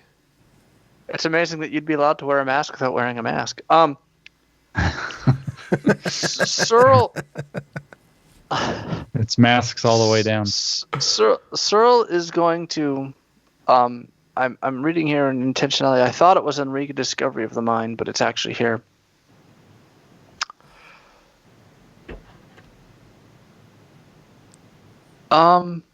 Intentionality differs from other sorts. He's going to say that he's going to take a naturalistic approach to intentionality. Intentionality is ofness or aboutness, right? It's the content of your mental thoughts that can be directed towards something else. So the fact that, for example, the term Eiffel Tower is about a large structure in Paris, right? The about relationship, or my thought of a tree, the ofness, the about that relationship. Intentionality differs from other sorts of biological phenomena in that it has a logical structure. And just as there are evolutionary priorities, so there are logical priorities. A natural consequence of the biological approach advocated in this book is to regard meaning, in the sense in which speakers mean something by their utterances, as a special development of more primitive forms of intentionality. So he's going to cite intentionality to what's going on in the mind, right? Now, as a Christian, you might want to quibble about the purely biological roots of intentionality, because you'd want to have something like a soul or a spirit. But the point is that he's going to say that speech meaning, because my physical infrastructure is going to say things and write things down, that fact is a product of me acting, and that's going to be a product of intentionality, the ofness or aboutness. So what he's going to say is, so intentionality is so meaning as a special development of more primitive forms of intentionality, right? So meaning, in the sense in which speakers mean something by their utterances, as a special development of more primitive forms of intentionality. So construed, speakers' meaning should be entirely definable in terms of more primitive forms of intentionality, right? And the definition is non-trivial in this sense. We define speakers' meaning in terms of forms of intentionality that are not intrinsically linguistic. If, for example, we can define meaning in terms of intentions, we will have defined a linguistic notion in terms of a non-linguistic notion, even though many, perhaps most, human intentions are in fact linguistically realized. In other words, language is bootstrapped up from something else in consciousness, right? That's right. I've been making that argument for a very long time, is that the point of language is to create shared intention. Your mind has an idea, my mind has an idea, and the point of language is to get roughly, very approximately, the same idea in both minds for the space of communication. His next sentence, for what you just said, his next sentence, on this approach, the philosophy of language is a branch of the philosophy of mind. There we go. Yeah, it's right. That's exactly it. It's intention sharing, and in its most general form, it amounts to the view that certain fundamental semantic notions such as meaning are analyzable in terms of even more fundamental psychological notions such as belief, desire, and intention. Such views are fairly common in philosophy, but there is considerable disagreement among adherents of the view that language is dependent on the mind as to what the analysis of semantic notions should look like. And then he goes on from there, right? So Searle is hitting this point, and he's getting right into the thing and saying, look, meaning is about intention. Derrida gets it wrong with his theory of language. Derrida's going to say that the words are defined and get their meaning from their relationship to each other and their relationship in the world. And Searle's going to say, no, man. Mm-hmm. Searle's going to make 2 points. First of all, the words differ, Derrida, in virtue of what? How they're pronounced? No, in virtue of what? By virtue of what they refer to, but Derrida, they just refer to other words, and if all the words refer to other words, what defines which words refer to other words and how the definitions are put together, Derrida? It's the meaning. People. It's the derivative intentionality. The intrinsic intentionality is in my head. The derivative intentionality is the social recognition that we all have that certain words are used in certain ways and are the products of particular forms of intentionality. That's the point. It's the shared intention. It's the shared lexicon. That's why the lexicon is the repository of all as Peter Campbell says in the Critique of the Liberal Idea of a Person, the lexicon is the repository of all the distinctions that human beings have thought worth making, that they intended to make. It's all rooted in the intentionality. That's Searle's point. That's why the Derridians and the post-structuralists get it wrong. Their view of language is wrong. What do they differ in virtue of? Their meaning, which comes from what? Intentionality, which is produced by minds. Now, Christians are going to say, well, hold on, Searle's a naturalist. Yes, but we can take Searle. The naturalism of Searle isn't required for his theory of the meaning of language in the same way that the Derridian metaphysics of language, which Derrida rejects metaphysics, Searle's naturalism is not required to adopt that understanding of language in the same way that the postmodern worldview is required to adopt deconstruction. And the thing that the Christians miss when they say, well, what about the atheistic assumptions of STEM? We don't need atheistic assumptions in STEM, nor do we need naturalistic assumptions. Methodological naturalism is only the assumption that God's not going to do a miracle. There's the philosophical assumptions of naturalism are not required for me to do science, but the philosophical assumptions of postmodernism are required for you to do deconstruction proper. Like for you to do a Derridian deconstruction or a proper Foucaultian deconstruction, you need to adopt the postmodern worldview, right? Now you can sort of adopt bits and pieces of the insight if you set it on different foundations, but to fully accept deconstruction, you can't do any of the it's almost impossible to do any of the Derridian deconstruction outside of art, unless you accept certain tenets of postmodernism, which you might want to reject. A liberal-ish deconstruction-ish way of looking at things, where we map out the genealogy of a term and then look at the meaning of the term, is possible, but then you'd have to accept a different theory of language. So the deconstruction of Derrida and Foucault and those people, you have to accept postmodernism. I don't need to accept naturalism to accept the idea that linguistic meaning is tied to intentionality. And that's the point that needs to be hammered home. Me and James can share a view of language and the world and then communicate on that basis and go forward on certain things without me having to accept his naturalism and without him having to accept my Christian metaphysics. But we cannot both enter into a deconstructive world in Christianity because, as Jeffrey Bennington says in a lecture that he gave at the University of I can't remember. He was asked about this and he said Missouri. Bennington was a student of Lyotard who wrote a book called Jacques Derrida, where Jacques Derrida was the co-author. Bennington tries to fully explicate Derrida's work, and then Searle underneath does a running commentary on that explication. And they wrote that book together. And Bennington says, as soon as you accept Derrida's metaphysics, the traditional conception of God is in some serious trouble and is probably gone. And in fact, Derrida thinks it is gone. And that's the difference. And I don't think people are realizing that point. Like, people think that I don't realize, or that me and James don't understand what Derrida is doing. No, the point is that we do understand what Derrida is doing. That's why there's a problem. I suggest, or I propose, that on our next call, our next chat, we focus on the analytics. We focus on Searle. We focus on what the other thing. We've been focusing a lot on postmodernism ever since I've been talking to you guys.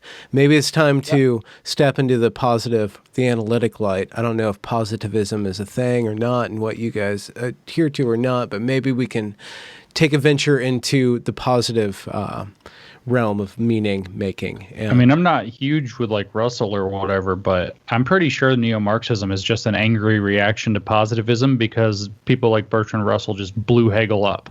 They completely blew Hegel up, and then the neo-Marxists were like, we're going to fix this. We're going to show you positivism is the worst thing that's ever happened. Yep. Yes, I actually think that's correct. And I actually think that part of it is a reaction to Carnap specifically. And part of what's going on there is in The Crisis of European Sciences, Husserl hits on the idea of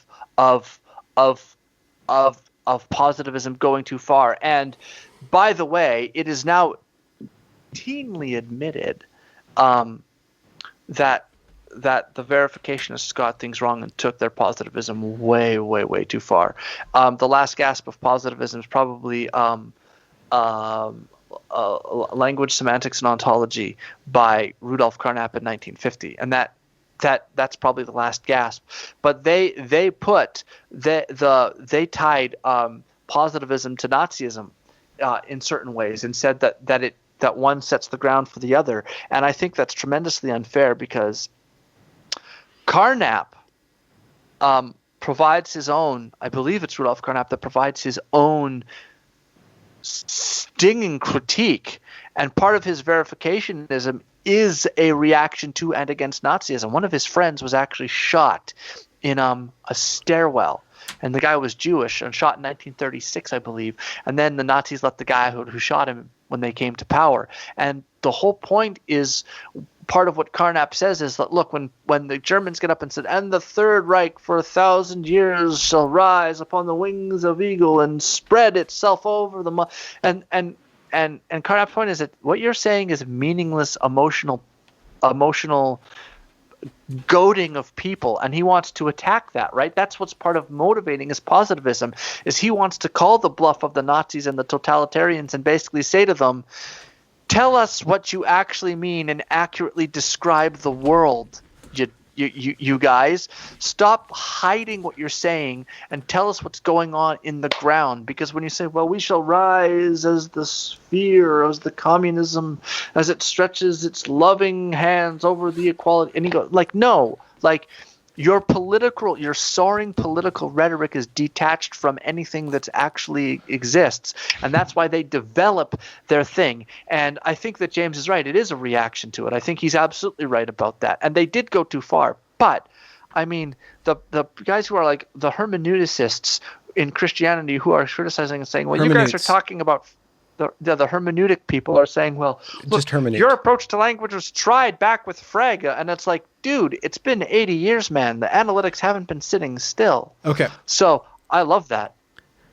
Wokal, this is an entire conversation. That's a 4-hour conversation that you just dumped at the end of our 3-hour conversation. So we need to. Good. I have to go. To come back. Yeah. So I have to go. Closing thoughts. Thank you guys for joining us. I think we had a really good, productive time, and I will try to release this as an audio file so people can plug in on their podcast. Wokal, you are connected with New Discourses. No. James is with Nudist Courses. Wokal's you're working with Counterweight. Any other things that we should plug? Projects on the horizon? I think people pretty much know what you're doing, but anything to tease them with, James? No, you guys kind of are aware of what I'm doing. I'm really trying to develop the podcast side of what I'm doing at New Discourses. So I'm going to have an amplification of that. I'm probably going to start doing a live stream Q&A kind of thing. So tease here. I'll figure out how to turn on my own camera without your lovely mug in the coordinating chair, Benjamin. But if I figure out how to bring people on, you can come on too and whatever. But it'll probably be an AMA style thing. I'll frame out a topic and then we'll do an AMA. And I don't know how frequently to do that. Twice a week, twice a month, somewhere probably in between. Once I don't know. A week or twice a month. I think would probably be good. Yeah, something like that. As long as you I save should room make for a us. Courses as well. Yeah. I still interview 0 people. People keep telling me to get people on my podcast, and it's like they're like, have so and so, and I'll be like, that'd be my first podcast interview with somebody else, and it's like that's kind of a niche topic for a first one. Like maybe not, but if I can get Donald Trump to come on my podcast, he said he's doing those. I'll have him on mine. He'll be my first guest. Do it. Get Rogan. If anybody Jordan, knows, get Donald. Do it.